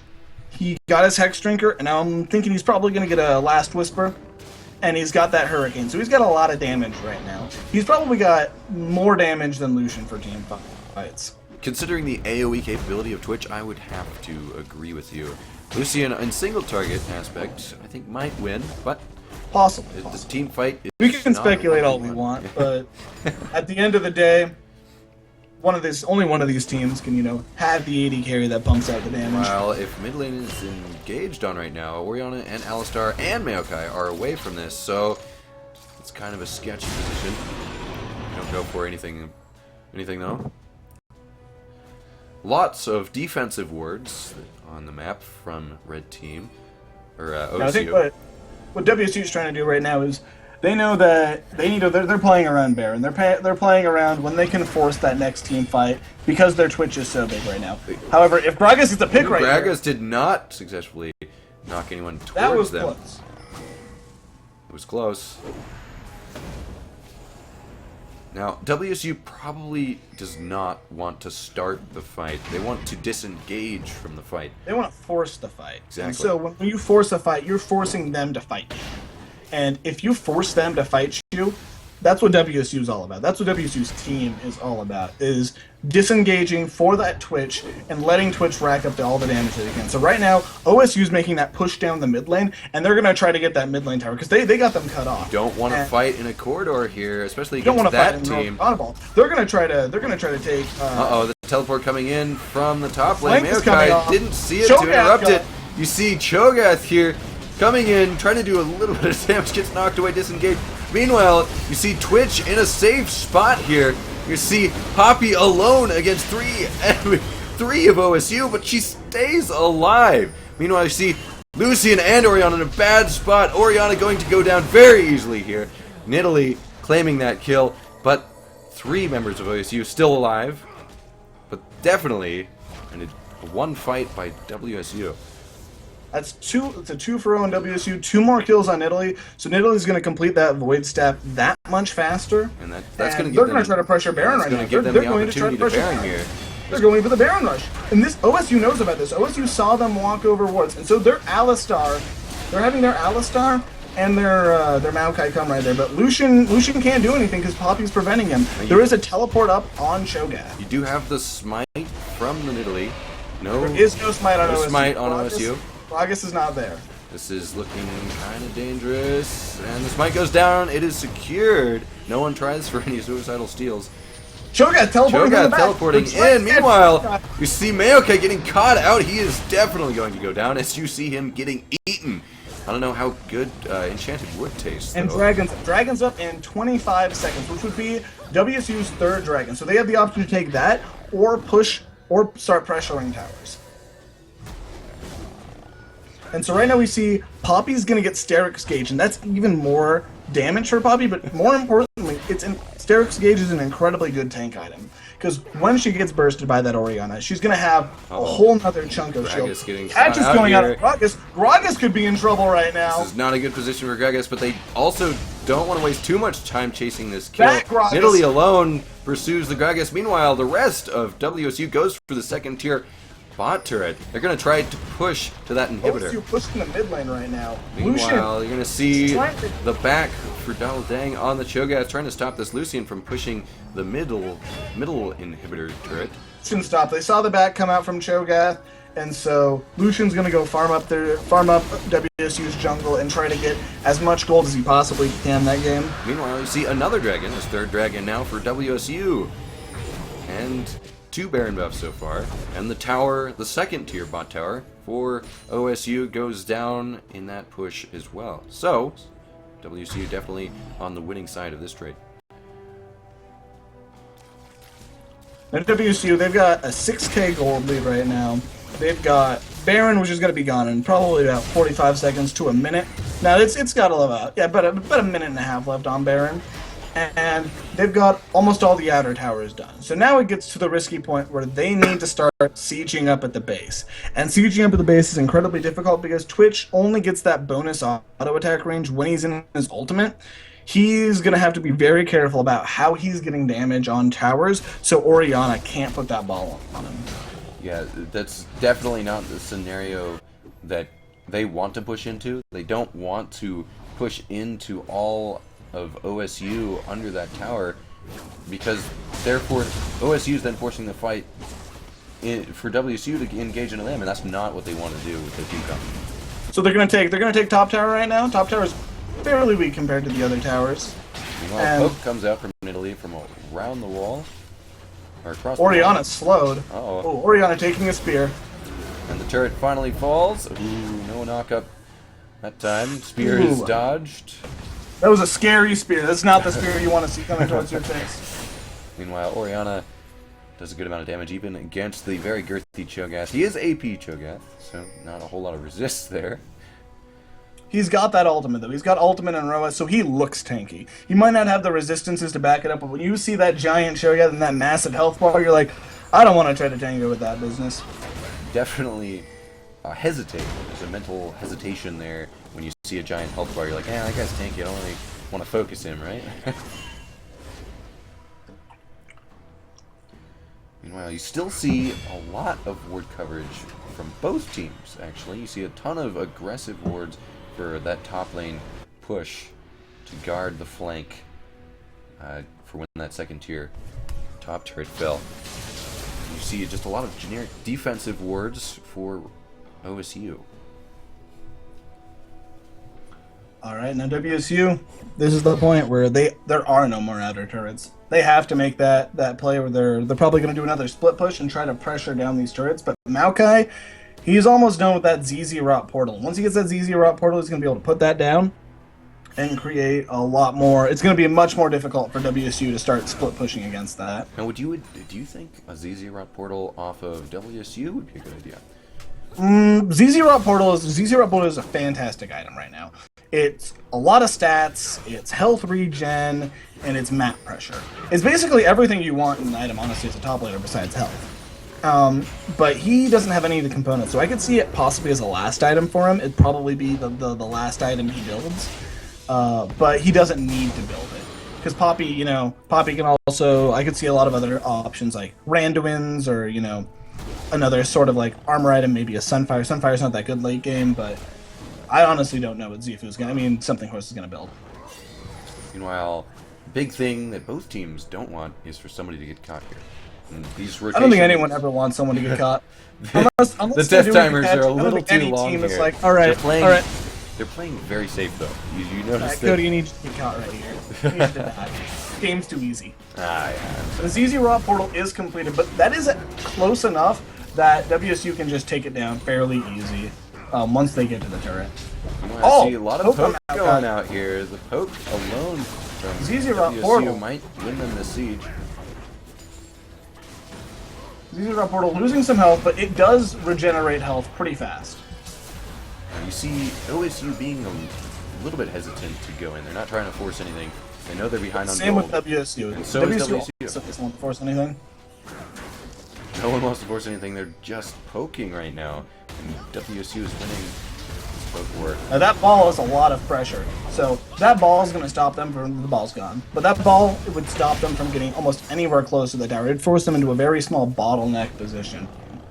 And now I think WSU, what they're going to do is they can just wait out Dragons and Barons. They can use Dragon and Baron as their win condition because right now they have complete control of the map. They have wards all throughout all the jungles, and they have that comp where they could get a pick if they played it right. And OSU is running in blind, and so Barons in 50 seconds, Dragons in a minute. We might see a Baron for Dragon trade, but I think the most likely situation is WSU goes for Baron, and OSU tries to stop them. And then, whoever wins that fight wins the game.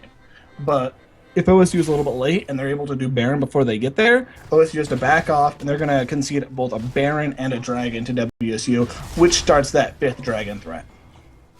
For sure. I mean, OSU's not running in completely blind. They do have some wards out there, but they don't want to. What they don't want to do is extend past their base, because if that fight erupts for WSU outside of their base, chances are WSU's going to win it.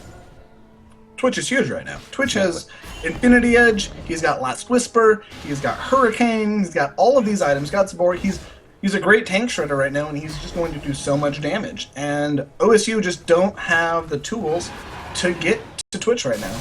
Meanwhile, you see that both Baron and Dragon have spawned now. Italy might be caught out right here. No, Nidalee is she's gonna Cougar Pounds play. Neon Cat is just fine. I would say cats have 9 lives. Well, I mean, this cat has 9 kills. took 9 lives. Alright, we see some damage going on now, guy. Dragon doing some damage to Nidalee here. The Cho'Gath speeding in. Knockup! That's a great knockup! You're gonna see everyone die. Oriana dies as well. You're gonna see WSU going to win the game, most likely, off of this compound getting dangerously low. Oh no, the Dragon! Meanwhile, WSU is having troubles closing out this fight just a little bit, picking off Gragas. Finally, Lucian's still alive, but that is 4 members of WSU up and able to push these towers. And that's a long death timer there. You see 50 seconds still on Gragas, 20 seconds, 30 seconds, 32 seconds on Oriana. Now, that fight, Cho'Gath was knocked into Oriana. Cho'Gath was Gragas ulted into the Oriana, and I don't think there's anything scarier than seeing a 6-stack Cho'Gath run at you. Just blast right at you. And we're going to see one, maybe 2, probably just 1 inhibitor coming up for WSU, and they've got Dragon number 4. So that is a huge advantage for WSU, and that was not the fight that OSU was trying to take. If that had gone any worse for OSU, it could have been game, but the last few kills there escaping WSU. Now this is incredibly risky by WSU. If they don't, I don't think that they have the damage to do this Baron in time. If Lucian and Alistar are able to get the damage off on Twitch, Maokai's teleported Everyone in. from Blue, It's a everyone fourth from group right now. WSU is still healthy. Maokai gets a little caught out here. OSU is not in the position to fight this. Oriana is not there. Everyone is there for WSU. Maokai is looking closer and closer. Oriana's Dying zoned out. finally. Oriana gets zoned out. Not able to turn into that flank because you see Cho'Gath and you see the That's Baron. another kill. That's Baron for WSU. That is a WSU definite Baron. OSU just did not rotate fast enough right there. Like they knew that they were walking away. They had a ward on Baron, and Oriana goes to clear topside. Oh yeah, that And was a bad. They just trickle in at the worst of the worst possible time. And now WSU is sitting 10,000 gold ahead. They've got another Baron. That's the second Baron that they have this Oh, game. Twitch. But Twitch goes claims down! Oriana. That's carry for carry. But Baron goes down for WSU. Honestly, that's better for OSU right now, to a certain degree, because they don't have Twitch. Twitch is incredibly good at taking towers. If Twitch survived that, they might have just been able to win right there. You do see a lot of pressure on that bot lane turret. You can see was that a teleport here? Teleport coming in from Poppy then. Meanwhile, Alistar trying to delay the death of this tower knocks Cho'Gath into the team. Ooh. Oh no! Cho'Gath is looking dangerously low. He is able to walk He's out. fine. He's fine. He's fine. Meanwhile, you see Poppy in there. Finally, that Poppy! stage pops. She's still alive. Not Poppy! anymore.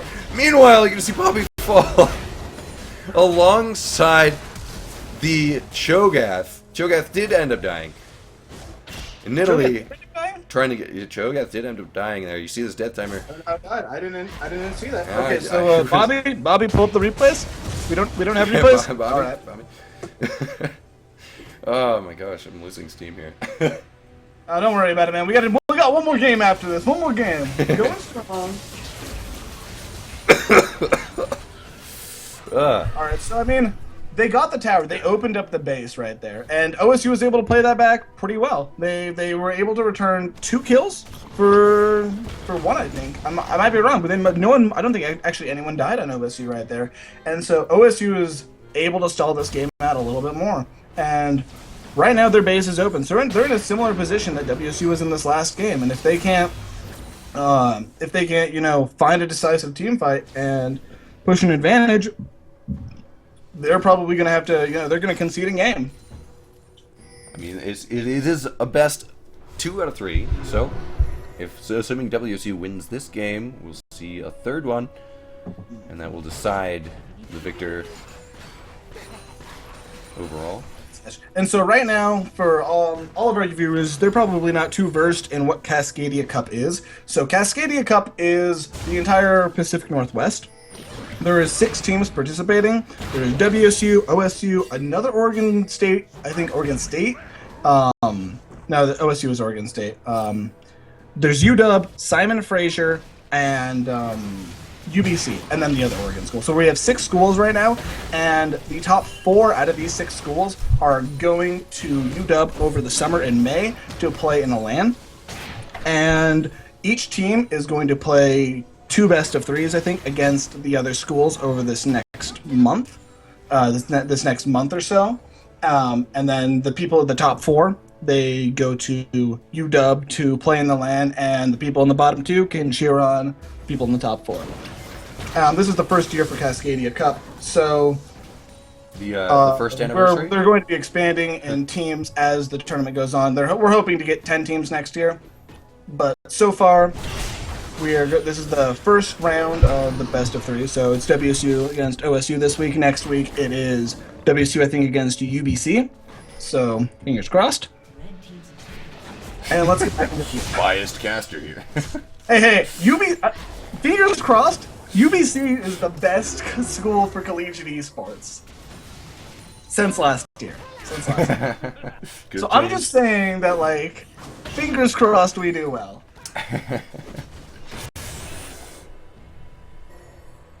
Meanwhile, you see almost everyone is about full build. You see a few items not completed on some characters, some champions. Alistar's not caught it right now. So right now, they're going to dance around until the next Baron comes up. This will be the Unless- 5th dragon for This is WSU. actually, this is the fifth dragon. This is Meanwhile, basically Baron. Right. See the disadvantage? Lucian is knocked out. Oriana is here for this fight. Braum and Alistar is the completely zoned. Braum far in the back lane, exhausting the Oriana. Oh, my flash god, got numbed! Braum goes is down. now dead as well. Meanwhile, the OSU is falling one by one. You're going to see Oriana finally falling this poppy. Sonya's delaying the inevitable. You're going to see Nidalee claiming that kill.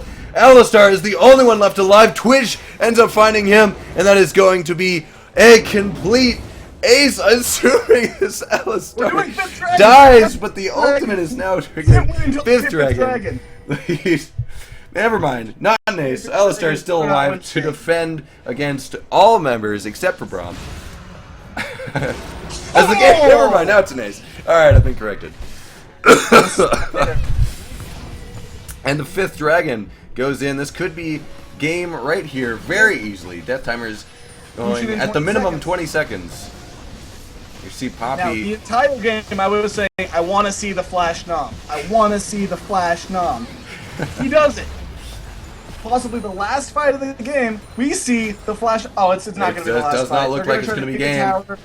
They're going to try to take 3 inhibitors and a tower. Or 2 inhibitors and the tower. Now, Baron is up in a minute 30.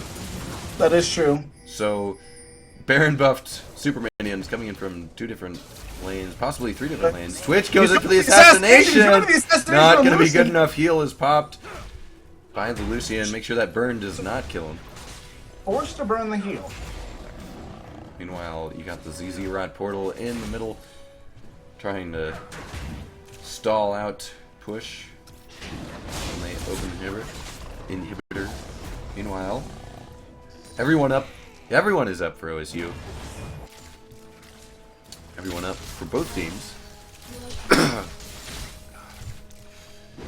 me a sec. I need to blow my nose. That's all good. Fifth dragon is. I see these burns on Lucian. I don't know if that's a graphical error because I know they don't have fifth dragon. But I'm seeing these. I'm seeing these weird effects. Maybe it's a spectator bug. I know there's a lot of those out there. Wait, what were you saying? It looked like Oriana and Lucian had fifth dragon to me. It might have just been the burn. Might have just been the burn. Feeling the burn. Meanwhile, 15 seconds until Baron is up, and that's not gonna spell out anything kind for OSU. Meanwhile, I'm getting feedback from the Chronic Penguins. He's saying it's red potion, but doesn't explain why Oriana had it. Thank you very much, Kyler. Your support is always appreciated. Oh, that ball is dangerously close dangerous. to the Nidalee. But Oriana does not want to use the ball and Not the worth it. shockwave on this Nidalee ball. alone.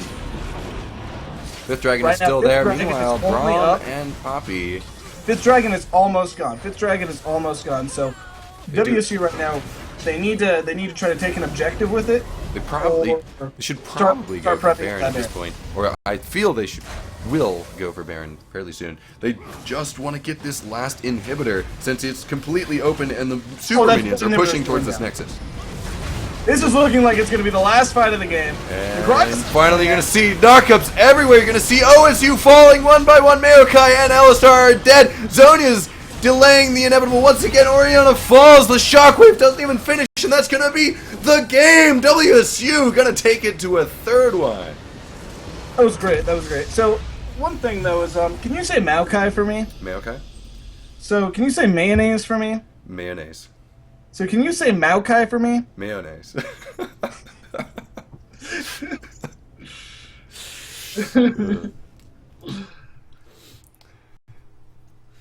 It's Mayo, man. That's what you call him. Let's have a vote. All the viewers should vote. Alright, viewers. What is it? Is it Maokai or Maokai?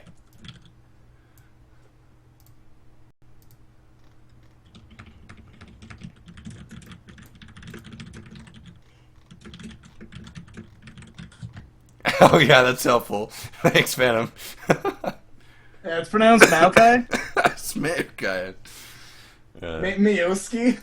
Oh, so Cody, I'm thinking after this game we're going to do an interview with 2 members of the winning team. Aight.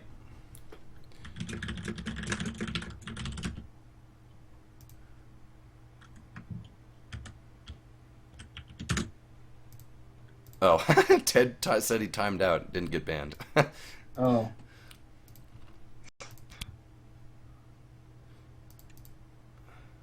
There we go.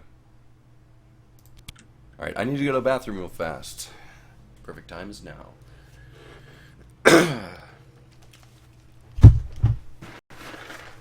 Damn, Calfan with the hate.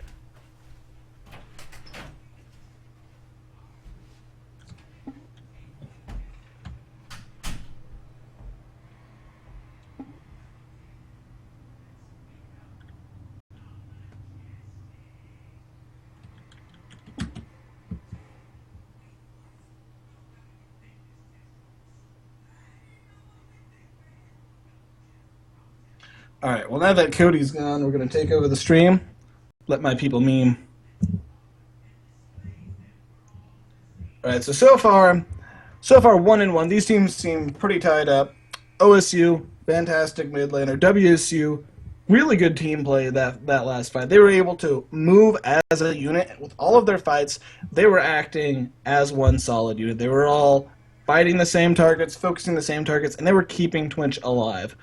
Intolerable Fate really has come up big on both of those games as a really big damage-dealing carry. I know he's the AD carry, but he's really seeming to do a lot of the damage in all of these fights.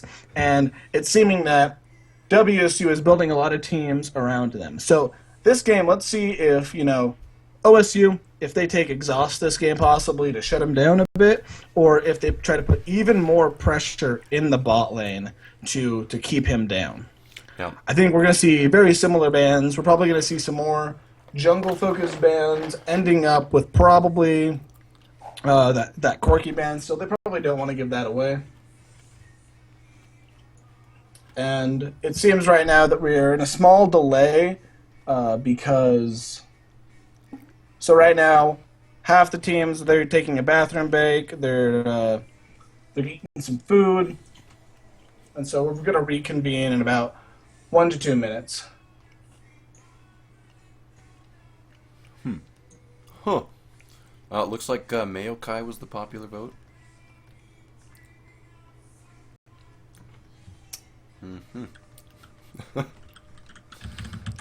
There's Meow Kai and Mayo Guy.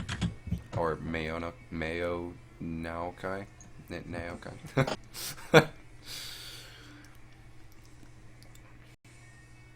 Let's go, beef! WSU.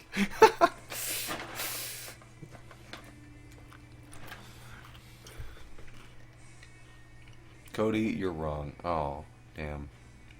I think that fake dot... Fake? Is that Tony?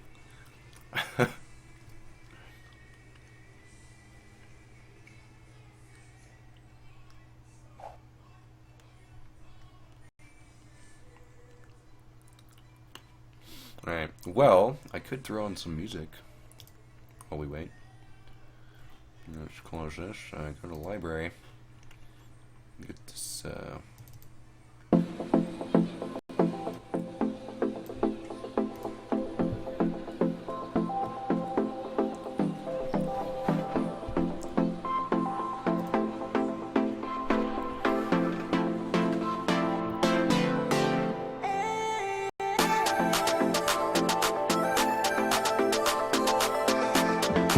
Alright, Cody, I'm back. Alright. Playing some music as we wait for everybody.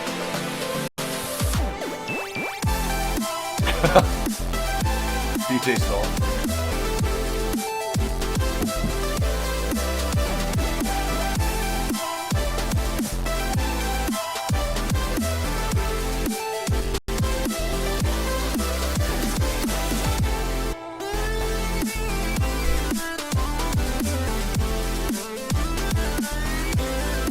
Alrighty, Cody, what do you think we're going to see this game? I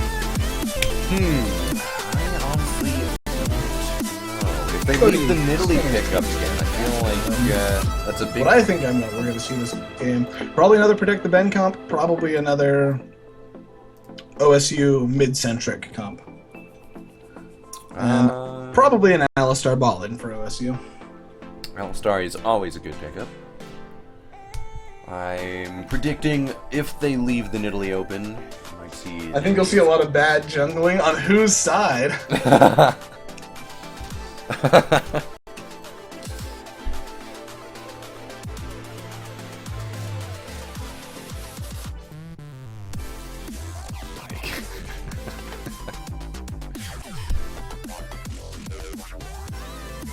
Both. But only time will tell. There will be blood. I sure hope so. It's a lot more fun to cast really bloody games than it is to cast games where, you know, they lane swap and then they don't get a kill until 25 minutes.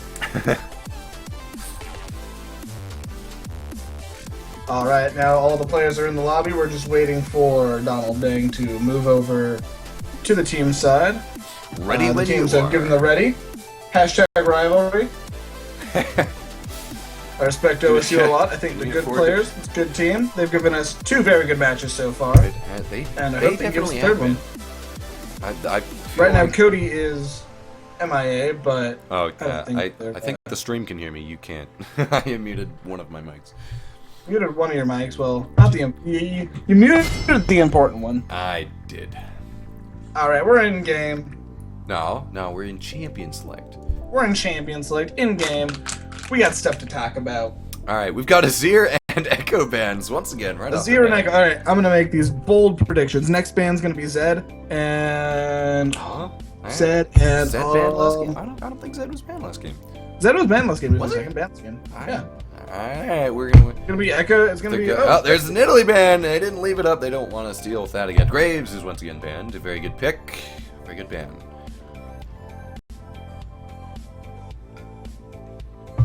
And thinking about the last one, talking through who they want. Right now is when you. Oh, there's the Zed ban. Alright. There's the Zed ban. I don't think the mid lane likes playing against the Zed or Azir.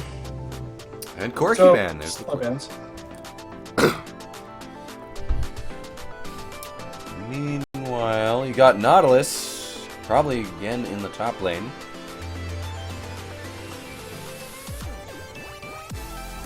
Darius. Once again, this I time. can't see the champion. So you're gonna have to walk me through everything. All right. Well, you see Gnar being hovered against possible Nautilus, and now you see a Malphite. Malphite picked. Oh, nope, not yet. Only being hovered at the moment.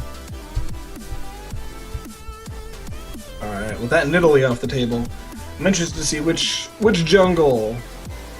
I'm gonna call him Chutney. Chutney? Mm-hmm. What jungler Chutney is gonna go on? Lee Sin. Lee Sin? Lee Sin. Probably. Oh, Lee Sin. never mind. He's like, I don't know. He actually opts to trade for the Braum. Go in for the Braum to trade later.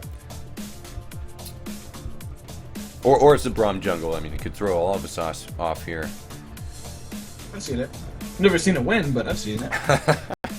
That's actually something I have not seen in my thousands of games. That's Braum Right, jungle. well, I've you seen a lot wanna play a game after this? no, I'm good, thanks. I'll show you Braum jungle. Meanwhile, Teemo That's top. Well, I don't know if it's top, but Teemo getting hovered. Teemo getting covered. I want to see the Teemo. Urgot, Teemo is, Shaco, all these really nasty, annoying picks in the common. Teemo, Shaco, Nunu. What else? And now, What else? now we've got the Urgot. Gotta be kidding me. They ain't picking that. I don't know, man. It's ticking down. 10 seconds. If they pick Urgot, I'll buy you a hot dog. No. Nope. It's going for the Elise. Oh. Might pick the Lee Sin this time. It worked last time, but the Corky is not there. So Lee Sin could push the game to victory. Meanwhile, you've got Vorthros on Lucian once again, picked away from the WSU side. Or maybe Vorthros just likes Lucian. It was picked away from Vorthros in the first game. So we're seeing Vorthros with that Lucian, with that lane dominant. And last game, we saw him pull off a lot of lane dominance. We saw him get a lot of damage out and really show up. And so that was really good. And they're probably gonna pick another. They're probably gonna pick another Alistar. We're probably gonna see Alistar in the bottom lane again. That's a Hecarim pick on top of a Sivir. That is a Hecarim jungle. That's a speedy team there. I'm excited to see this. So we're seeing the Ignite Smite. Ignite Smite. They're going to speed that Hecarim up. They're looking for the "we're going to run and destroy you" call. They want to run over people. So right now, Elise basically does nothing against this call. Unless Elise gets ahead early, Elise is going to be virtually useless once teamfight phase breaks out. And Lucian is a short-range carry, so that Is not looking good right now Not for looking OSU. good. Right now in this draft, this is very much WSU's draft. If this Hecarim gets ahead, if Elise creates enough early game pressure that Hecarim does not get ahead, Hecarim stays behind and can never really reach his Tom Kench. assassin pony potential. Oh, just getting last-minute Alistar once again, and Told you. He's going to take Ignite too, probably. you're gonna see Ari. That's an interesting pick against that team. Ari can jump out of the initial assassination burst. She's going to be pretty good at getting a lot of damage out in these fights. This time you have a lot of engage off of WSU's team, and more so on the disengage, or less engage from OSU. I feel like the engage war is won by WSU this time. Definitely. If this game goes like the other two games go, where it gets to a point with the team with the better, with the stronger fighting comp wins, WSU is going to pull off this game in a close victory. But OSU has shown up these past two games. They have definitely put up a great fight. I'm excited to Can't see count Fat them J. out. I think Fat J, if OSU wins this game, it's going to be on the back of Fat J. Fat J has given us two phenomenal performances so far, and Ari's a really big playmaking champion, and I want to see if Fat J pulls up that Fat W. Now, Ari is also sort of a pick and burst champion, not something that has a whole lot of sustained damage, not very good against really beefy teams, and WSU has a good amount of beef on there. You've also got Kalfan there with the wall off of Braum to block the orb from going through the entirety of the team, even in tight corridors. That is true. Braum is really good at gating off the damage, especially against this team, because they have a lot of skill shots on this team, and not a lot of their dive just won't extend past that Braum wall. And I honestly think that OSU has lost the pick. I don't think they've won this draft. I think that they have a pick comp, and if their pick comp is executed properly, they win. And the biggest thing they're going to have to focus on this game is this Hecarim, because Hecarim's an off-meta jungle pick, and he needs a lot of items to get going. And if OSU can shut Hecarim down, they can win the game. But if they don't shut Hecarim down, and they kind of go even early game, it's just going to get more and more in WSU's favor. Now, how do you feel the bot lane matchup goes? The bot lane matchup, I think it's going to be about even. I think Sivir and Braum, it's a solid lane. I think it might lose to the Alistar. Alistar took exhaust. Okay, so I think it might lose to the Alistar Lucian. Lucian's really strong early game, but Sivir's really good at countering Lucian because his Q is so telegraphed. I think it's going to go over to WSU.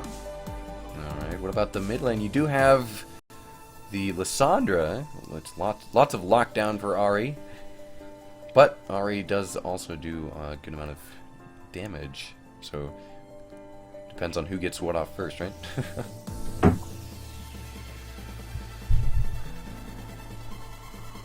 You see a teleport off of Donald Dang on the Lissandra, and the Ignite from Fat J on Ari. So, no Ignite on the mid lane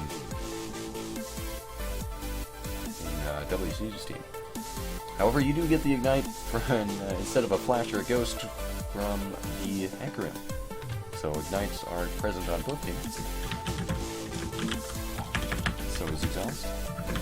However, you do get a little bit more map pressure from the double teleports. WSU.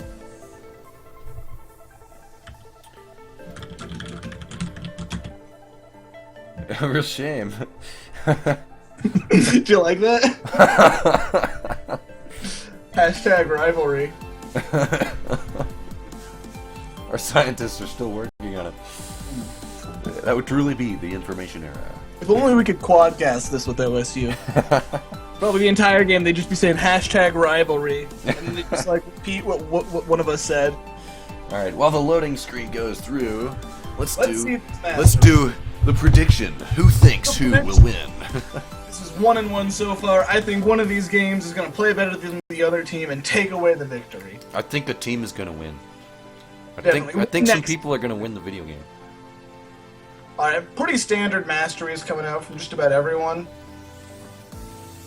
Pretty standard. We're seeing some mastery 5s. We're seeing a lot more mastery icons on the WSU team. I don't know what that says. I think that just means they play more. They might have played those specific champions more. You see Warriors Bloodlust on Sivir, which is very good for Sivir because Sivir is one of those AD carries that gets really into the mix a lot. And unlike Lucian, she doesn't stack that Warrior's Bloodlust or that Fervor of Battle Now, as fast. does Sivir get the lifesteal off of a ricochet or no? I think so. Maybe. I don't know. Let's ask the chat. Let's Chronic. ask them chat. Research it, quick. Of course, young one. We're getting. Of course. We're getting.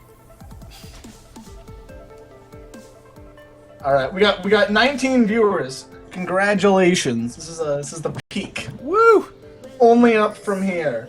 I mean, one time I got like 700, but that was when I got like a weird Reddit troll roll come through. The troll roll. Alrighty, so we're seeing the level 1 bush strat from WSU. Oh yeah, man. Meanwhile, OSU spreads out, watching all of the entrances.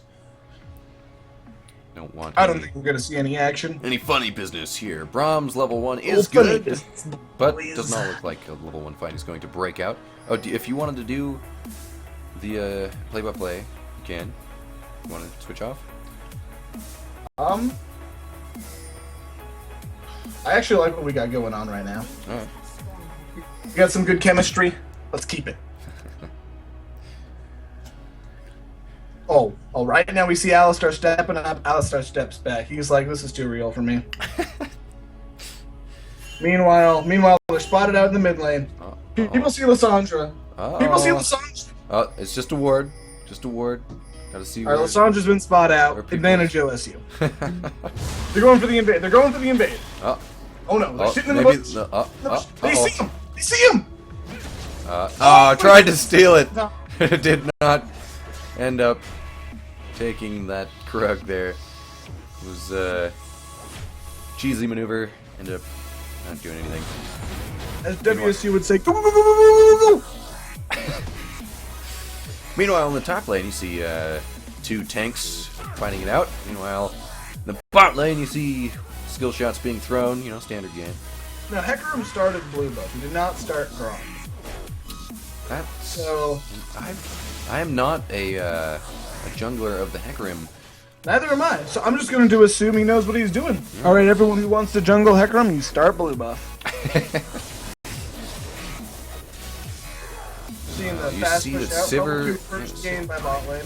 Sivir and the Braum have the level 2, not able to do a whole lot with it. You see the Ricochet does not trigger the Braum passive, as you mentioned in game 1. Meanwhile, you get trades going back and forth in mid lane. So we're just gonna see standard lane, standard farmhouse. They're gonna try to get some harass down, but we're probably not gonna see anything. And WSU really just wants to drag this game to where their Hecarim becomes that big daddy that we all know he can be. Hecarim, he picked the Elderwood Hecarim skin because he knows he's gonna be in the jungle and he needs to be one with the trees. Wasn't top Hecarim a thing for a while? Top Heck for a while? I think it is. Like Still is, right? I mean, not so much anymore because you used to go boots and then home guards and then teleport bot lane and kill someone. But they made some nerfs to Hecarim, so top lane Hecarim's no longer as good as it once was. It's been switched out with Rammus top. Alright. I prefer Rammus. I remember when I used to laugh at seeing a Rammus top, and now all of a sudden it's a thing. It's becoming less of a thing, but it was a thing when 80 carries were big. I still like it, but I'm the best. And you're seeing a little bit more diversity in AD versus AP in comps lately. But right now we're seeing fight top lane. A gank on the top lane. You can see Gankaroo. not even a whole lot of damage coming out there. At least kind of just walks through. You can see mana being the largest problem with Malphite top. Yeah, mana's a really big problem. Once you don't have mana, no more spells. Yeah. And there's the mini Malphite from the Alistar. Alistar says, "You know what you're doing here? You know what you're doing in my house?" And the Q actually misses. Horns. Give him the horns. Did you know you can dodge Lucian's Q if you reverse direction? It predicts your direction, so if you turn around at the right time, you can dodge Lucian's Q. I don't know what you're talking about, but there is no Lucian in this game. What? I said Lucian. I'm pretty sure you said Lucian. I would never lie to you. Meanwhile, you can see junglers having a tango. Not really doing a whole lot. They just kind of walk away from each other. Meanwhile, ping's going out from WSU. It's that awkward, I'm getting invaded, please help me dance, but your laners don't come. You're like, guys, and they're all like, we're pushed, man, sorry. Not a whole lot of response there. It is the most frustrating thing to have happen to you. Number one way to Meanwhile, get Charm goes out, misses, and Donaldang getting a Q. He's blowing kisses, but they just ain't landing. Yeah, man. Sandra will not be swinging that way this time. Hey, you don't know that. I said this time. It might be later. Another headbutt. Alistar's really giving Sivir the horns these games. He sees Sivir, he has his horns, he just slams them right into her. And so far, it seems like the trades are going in Sivir and Brahm's favor. Lucian is pretty low. That is a good amount of damage. Did you see, we forgot last game, we were going to say something about mana. Like, you asked what is mana. We never ended up finishing that conversation. I'm pretty sure we know what mana is at this point. It's that It's the thing. It's the thing that neither carries have. Yeah, right exactly. now. I was just about to say that, and both AD carries are a little low on it right now. Meanwhile, Elise coming Lucian in. has the level advantage. Somehow. Just walks through, words of the Tribush. Elise is looking for a gank. You know, right now, blue team does have the 300 gold lead, which is, I know, huge. Pure CS right now. Oh, and dodge that. Uh-oh. This is the part. Sandra's out of mana, flashes away, still goes down. First blood is on Lysandra, and Elise claims it. Beautiful play by Fat J. So when you ult and you get Hecarim knocked back, Hecarim continues to travel in a certain direction, but you will travel in whatever direction you end up in. And so she was able to, I think, ult and flash far enough away that the Hecarim ult made it just impossible for her to get ignited by him. So very well played by Fat J. That almost went really poorly for OSU. It almost did, but did see that Sean was able to be finished off. Wet noodles are getting low. The wet noodles again. The hook from What a shame. Reincarnation does not hit. Little early. Is not thrown when the ult hits. Meanwhile, a teleport coming in from Lysandra. His flash is used. He does not have her ultimate though, so that is going to be a wasted TP. It did get a flash, so not completely wasted. Yeah, not completely wasted. My bad. It was not a completely wasted teleport. It was actually worth because she did get the flash. Now, she's going to get back. She's going to miss some CS mid lane, but that just comes with the territory. But hopefully bot lane can use this pressure to get even further ahead. Because right now, Alistar doesn't have any Alistar has mana. no mana. You get the wall, and the exhaust goes down on Braum. Meanwhile, Sivir wants to... misses an auto attack. It's not ever good. Just these lower level 5 and 6 trades, every auto attack counts. Now, right now, you're going to see Sivir healing up more because she has that Warrior's Bloodlust. She's going to... There's the ultimate. They're going in. Both Can we get Has the level we 6. see the Q, but Levels we're gonna see the There's- culling. There's a culling going down. Braum blocks a majority of the damage. Lucian Meanwhile, might be able to Lucian keep going in, now. out of mana, the ult Braum comes comes out. down. Oh, and both flashes Oh, do. he's gonna Sivir get might the be auto able to get this he's kill. gonna Heal get is the popped out of mana. No one dies on the bot lane. That was crazy close. Oh my! That was close. Now there's no summoners in bot lane whatsoever, except Flash on Sivir and Exhaust on Braum. So I'm completely wrong. Remember, kids, look before you speak. And leap. Generally. Oh, and you're going to see Donald go in. Very clean kill on the mid lane. Ari almost had no chance to fight back there. Yeah, you know what they say. That J was all burnt up. What? Do they say that? You got smoked there. Oh, okay. I got it now. I got it. Give her the ult. Give her the Well, ult. Braum comes back with full health and mana. Both. Oh, Elise coming down. That's no good. They don't see Elise. You're going to see directed camera. Eventually go to bot lane. There we go. What's top lane? I want to see what's top lane. Oh no! Exhaust finally going down there. Still out of turret range. Stunned in the turret range. And here's Hecarim coming in. You also see Sandra from the back. This is looking like a triple kill. Easy. 2 kills going on Hecarim. 3 kills going on Hecarim. And nobody goes down on WSU. It was looking like Braum dangerously low, but stays alive. Meanwhile, in the top lane, you're going to see Malphite getting dangerously low. The ult's used on both. Flash has to be used by both players. You're going to see... you're going to see Malphite going down to this Nautilus. Meanwhile, Charm misses just barely. In the mid lane. Nothing happens there. Simple wave clear from this Lissandra. And turrets. Dirt shots being taken. And a dragon as well. You're going to see that triple kill in the bot lane opens up that dragon opportunity. You're going to see the first one. A very essential damage boost going. Uh-oh. Ult is used by Ari. Hits the charm. This is possibly going to be death. You're going to see ult. Oh my gosh. If Hecarim had just gone out, he might have lived. But he went back in thinking he was for sure done. I think he was cooked either way. The ult. He had the ignite on him. He had the ignite on him. Oh, the ignite was on. Alright. That was close. That was a close one. But Ari picking up that kill. That was a shutdown, I believe. that was a shutdown. So we see the gold actually in OSU's favor right now, which is interesting. But that Hecarim got all those kills. He's got his runic echoes already, and so he's got that much more burst. And as this game goes on, WSU becomes more and more favored.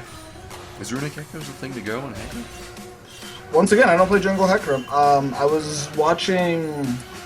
What's his name? He used to be a really big Hecarim player back when the other one was... The other jungle, the Sheen item was big.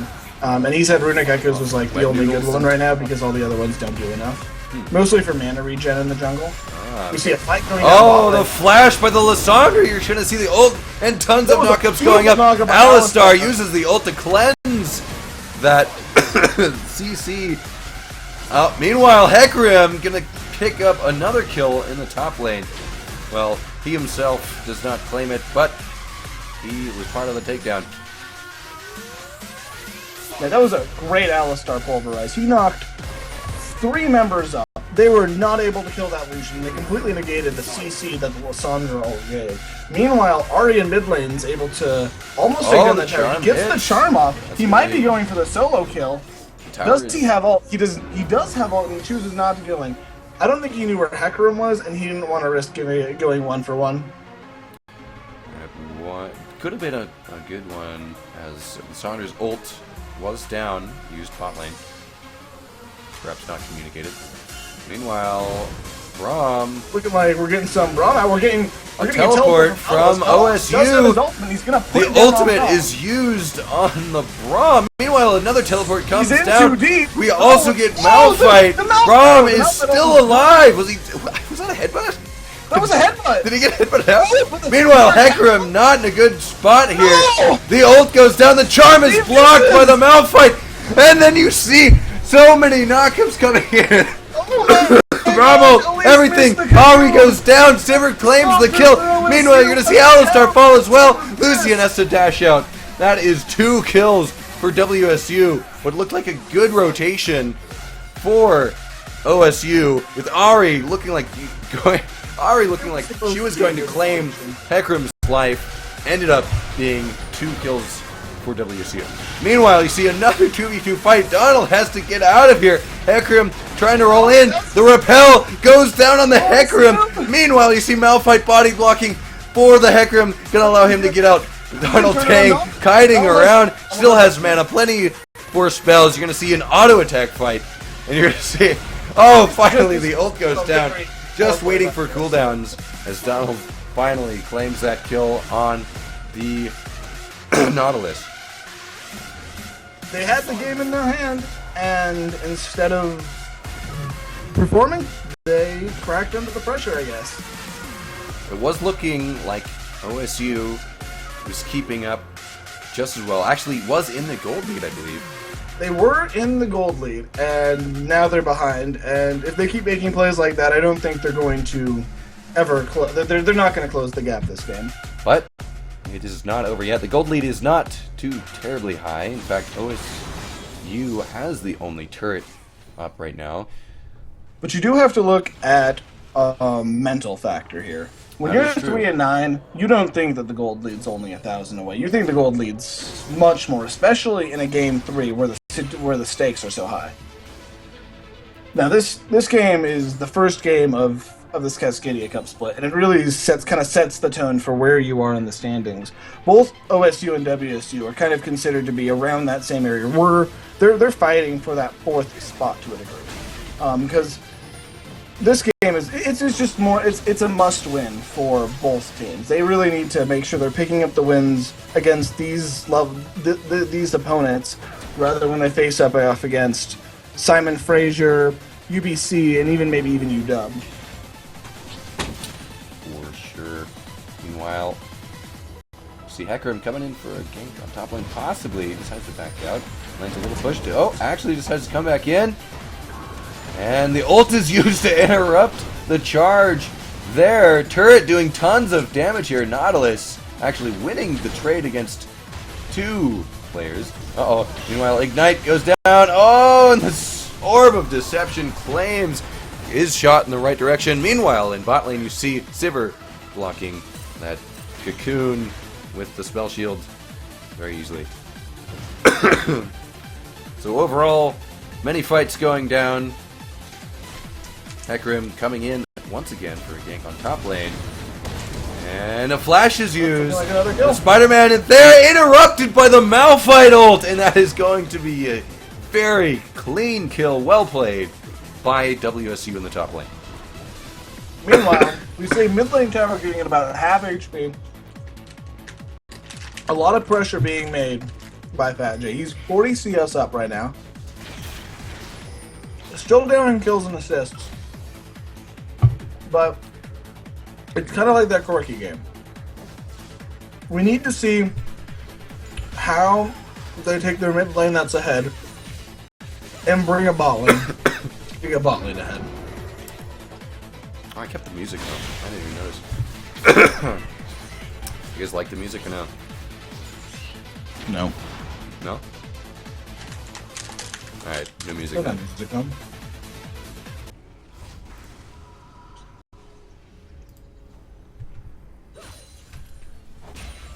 Well, Dragon, looking like it's contested. Elise just got out, backed away. Ari was going to back, but canceled it. Canceled it.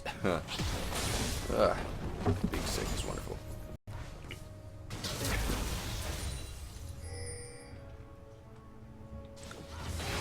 And so right now, Hecarim is really big. I think the majority of the gold lead sits on Hecarim right now. He's got 5 kills. He's got his Hunter's Potion.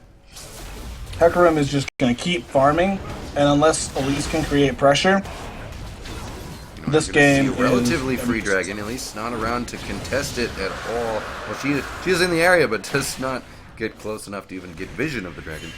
Not that it's teleport needed. use top lane. We see that Shamrock going back to the tippity top. The sham. Ready for another wet noodle fight. Oh yeah. Throwing rocks and anchors at each other. Now we see him with the Abyssal Scepter. That's a pretty. He's going Abyssal Scepter and Iceborne Gauntlet. That's a pretty greedy Malphite build.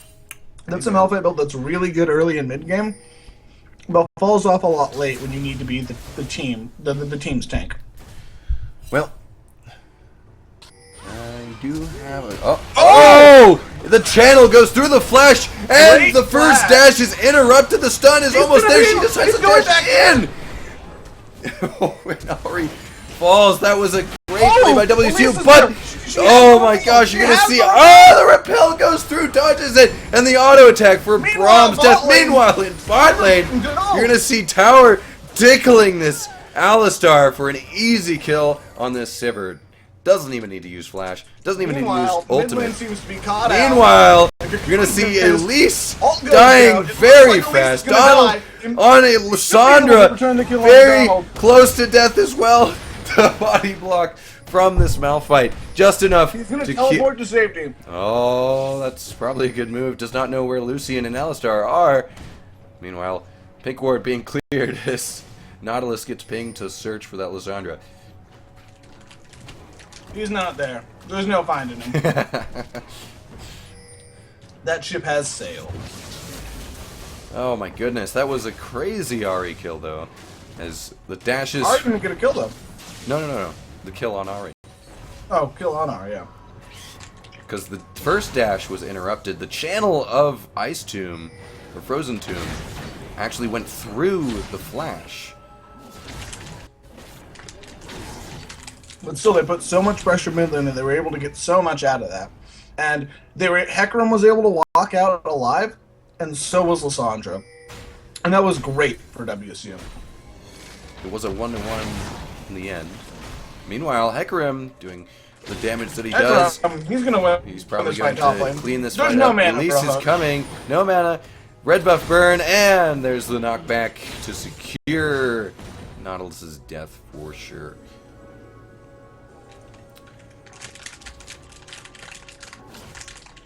Meanwhile, you see Malphite getting some free time. Push on that turret in the top lane. Only Elise is there to respond. Meanwhile, Hecarim needs to be careful. Gets caught by the charm. He gets the Elise damage. able to finish him off. Tried for the ultimate, did not make it out. Shut down gold on Elise. That's gonna allow Elise to get her Rylai's a lot faster. Elise going for the Rylai's. She hit the cocoon. It's not going to do nearly enough damage though. Malphite Malphite does I'm able pretty to. sure Malphite could kill her. Malphite able to. Oh no! The teleport Nautilus in is from here. Nautilus. So Elise he's is a gonna have little to scared to ultimate. come in though. You see her staying in the back line, actually walking away from these cocoons. cocoon. Meanwhile, ult and flash used by the Malphite to get out of there, and he should be safe.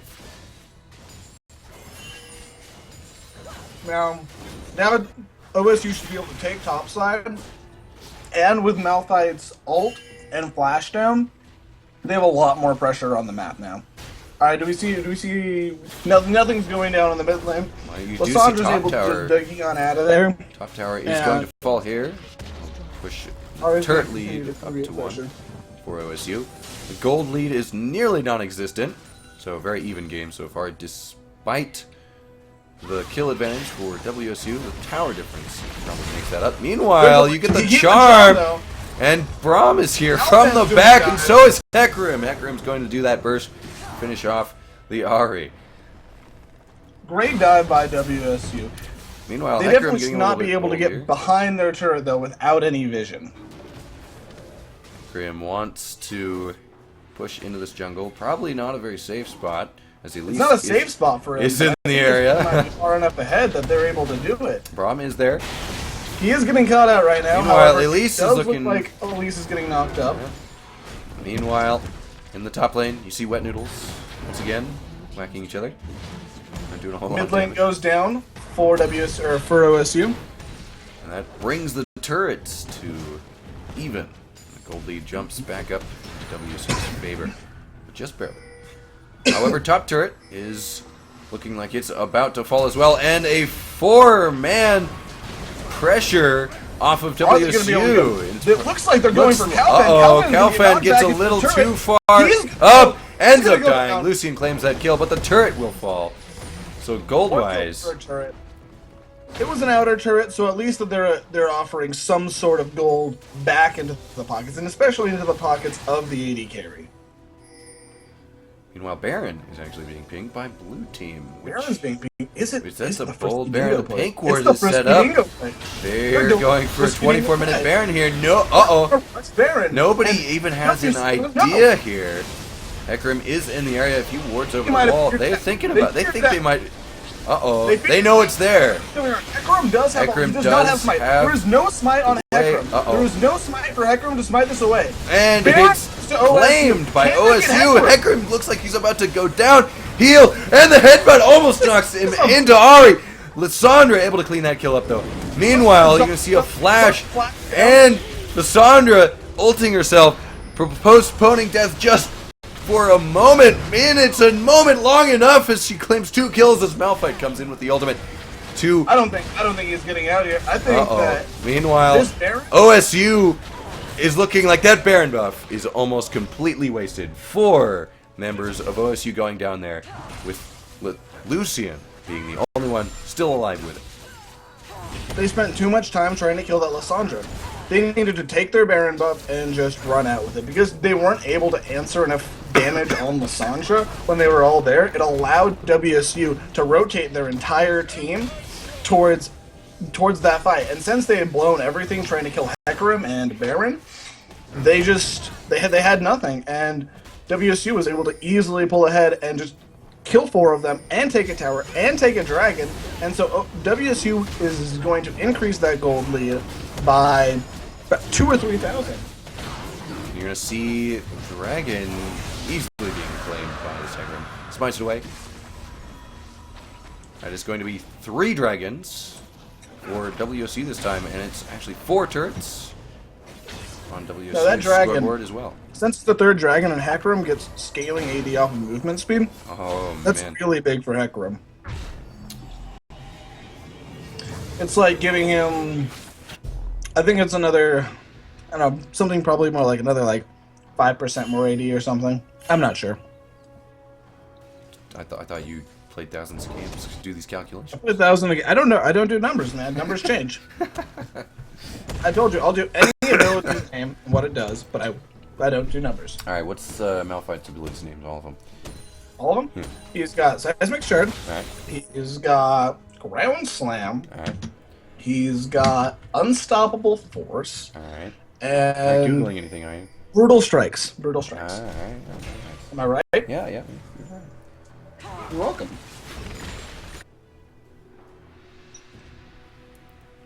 All right. Looks like blue Can team. you ask me what his passive is? Huh? What is that? Granite Shield. Yeah. Shield something. Usually people always try to stump me on passives, so I had to learn all the passives. It's what's both names of Akali's passive, and I'm like, oh my god. Twin disciplines.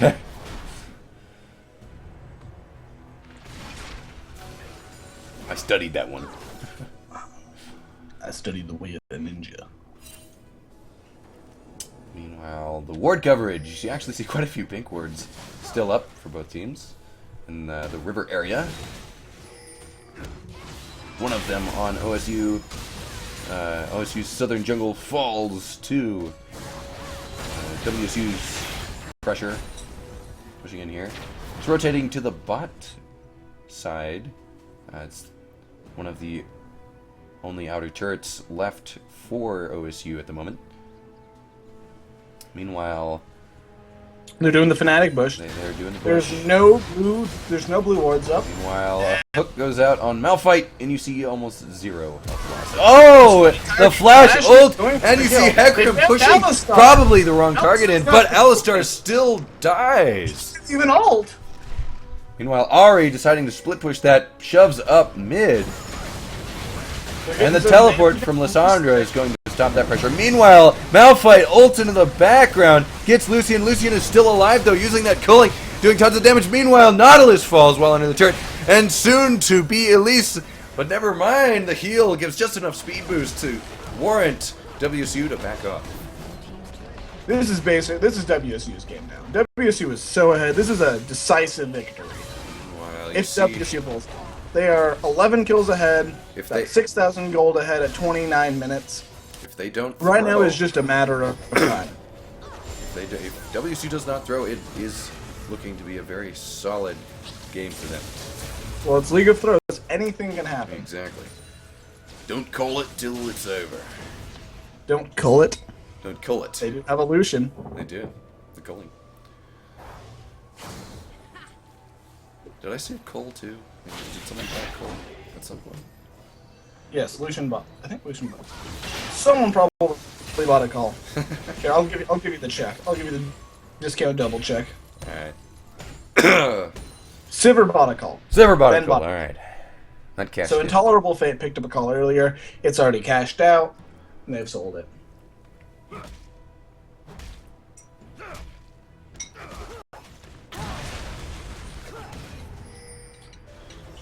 Alright, so another Baron dance is going to start up in about a minute 40. Okay. You can see Dragon is also spawning in around that time. This will be WSU's 4th Dragon, which really pressures that 5th one. And right now, that pick is something that WSU cannot afford. Hecarim is still alive for now. He ults over the wall, but the flash and the ult off of Ari claim his life for sure. Alright, I'm behind. that I'm is- behind a bit. Uh-oh. I need to jump up to live. You might need... I gave you that discount double check, and I jumped back in time to see if Sivir bought a call, Alright. and then I did not click to live. Well, that was a pick that OSU needed for sure to get Hecarim out of the picture for the moment. But can they do anything else with it? For the 4 Looks like they're remaining going top members line. of WSU are all very strong. It's not like they are not fed either. So a turret plus 4 members of WSU, not an easy dive.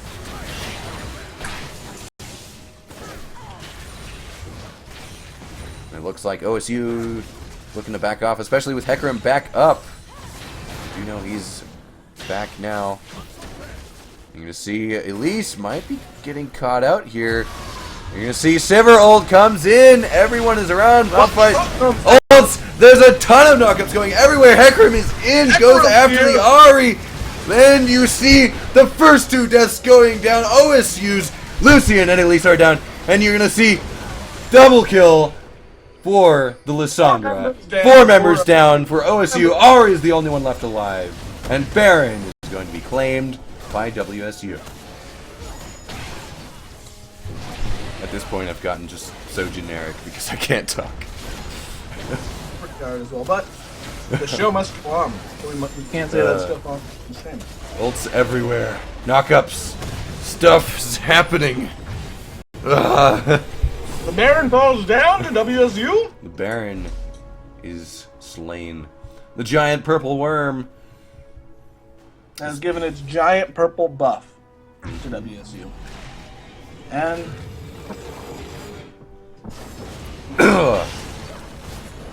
Dragon 4 comes down for WSU. Now they can completely have all disregard for tower damage. See. And it's just a matter of time until WSU closes out this game, it seems. An 8,000 gold lead, 14 kills ahead. It does seem This that Hecarim way, pick, but And remember, this team fight comp has done wonders for WSU.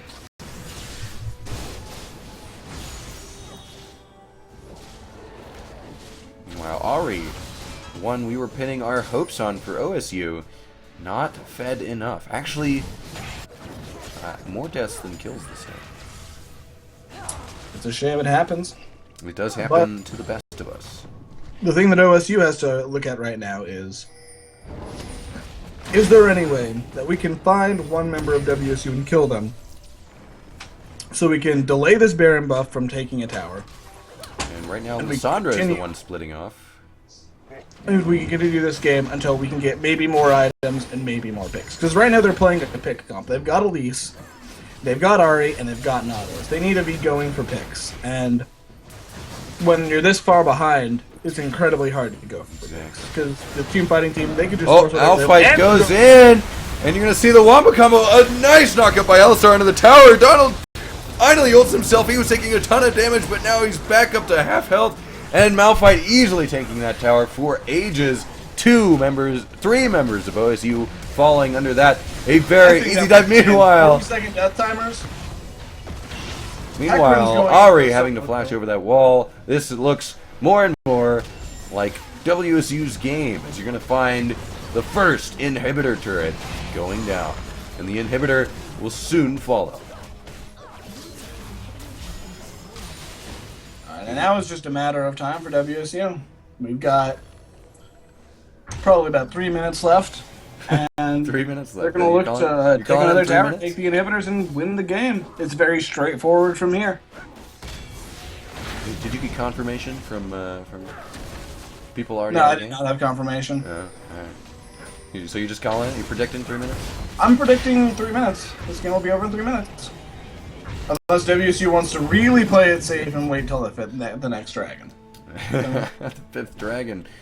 Oh, They are so far ahead at this point.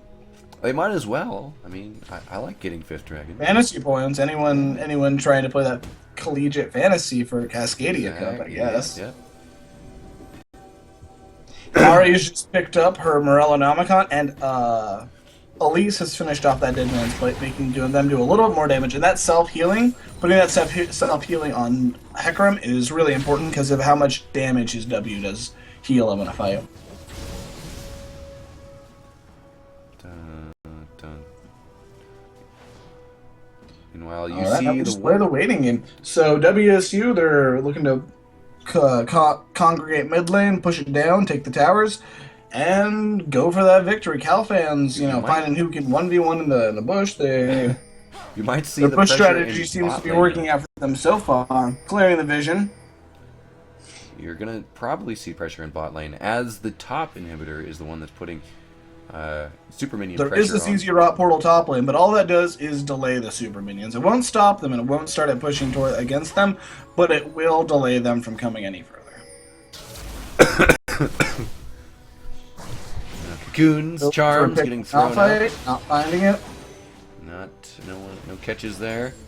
This Hecarim doing exactly what we thought he might. And they got the pick doing. on Meanwhile, you're gonna see the engage off of Let's get the last Nautilus, fight. and actually ends up giving Malphite the engage to go to the backline. You're gonna see Sivir and Lysandra claiming 3 lives for OSU, 4 lives for OSU, and now 5 lives for OSU. That is a complete ace, and that is probably most definitely the game, with 40-second death timers at the minimum. 33 on Alistar, my bad. Meanwhile, that is not nearly short enough to save the Nexus, which is falling right now. And that is Now, I've 2 asked games for WSU. Alright, I've asked Mazin if him and Ben are interested in doing an interview. They said yes, so I'm going to Invite them to the call. bring them in here. All right.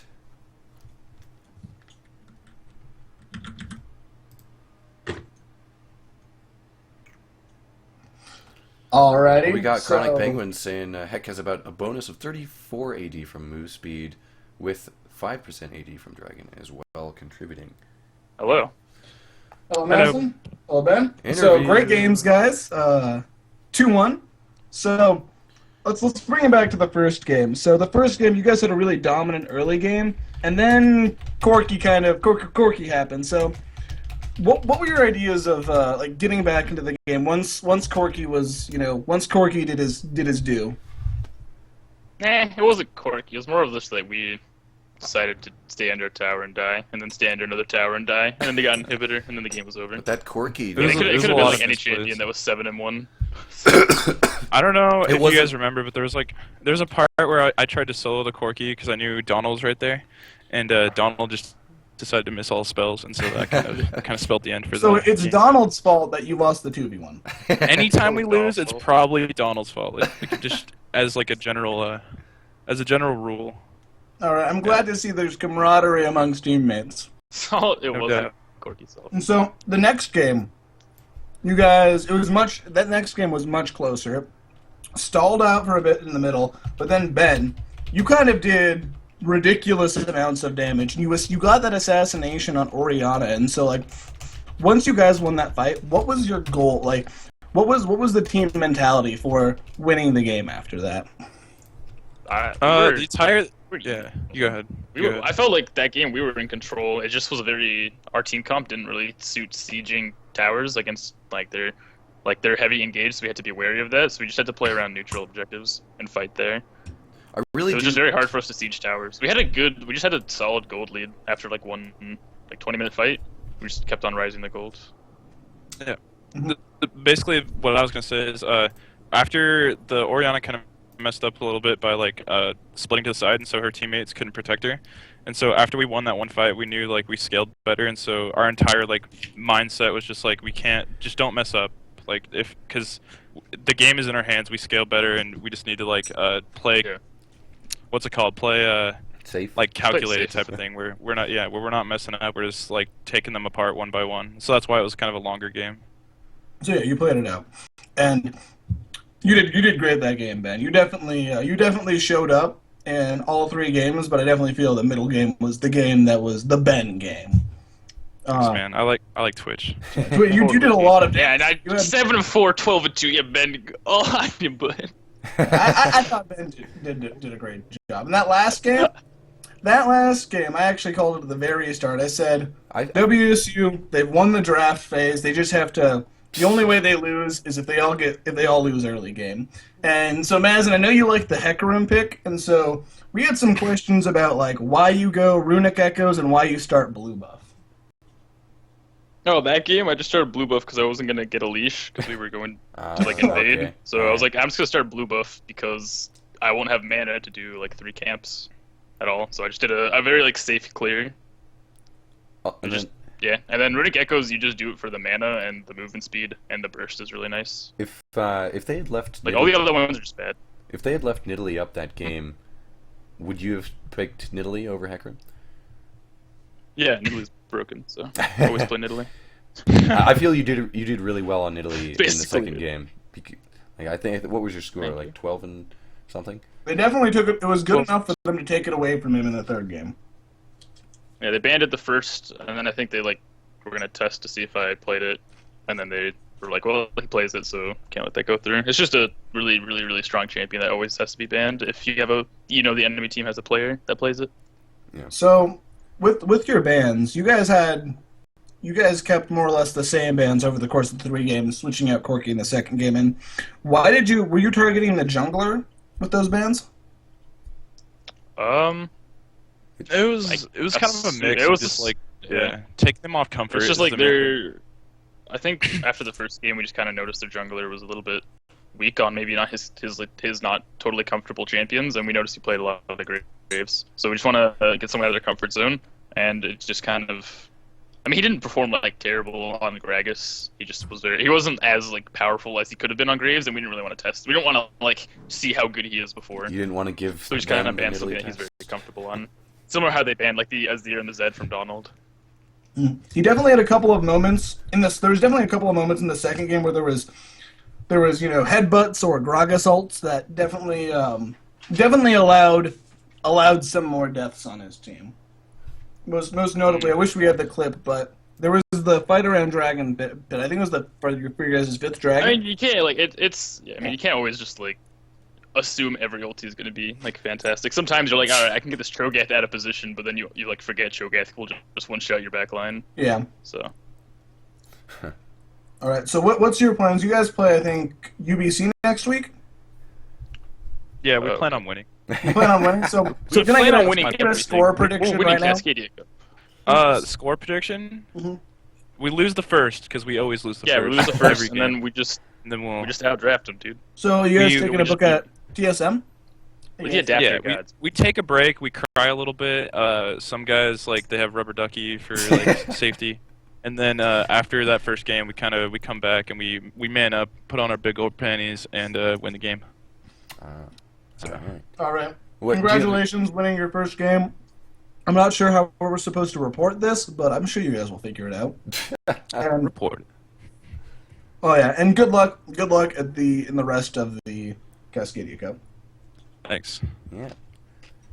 All right. So unless you have anything more, Cody, I think that's it for us tonight. Do you have any? You don't have to tell what it is, but do you have any secret like team concoctions you're trying, like the new like? Heck, Yeah, they throw run 'em off? Nunu. They run Nunu, and then they tie my wraiths and they can take them. Yeah.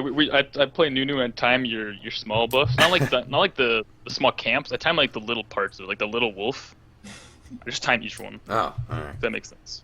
Okay. That's pretty Like solid. deny you the small things. That's a solid strat. Terra Kindred bottom lane's powerhouse. No, I will never play Kindred bottom lane.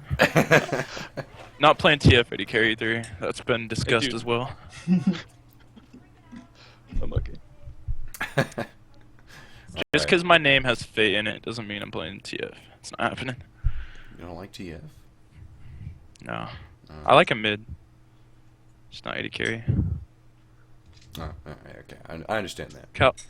Calfon says MS Sona into chat, so I think we'll go with that. MF Sona Mumu.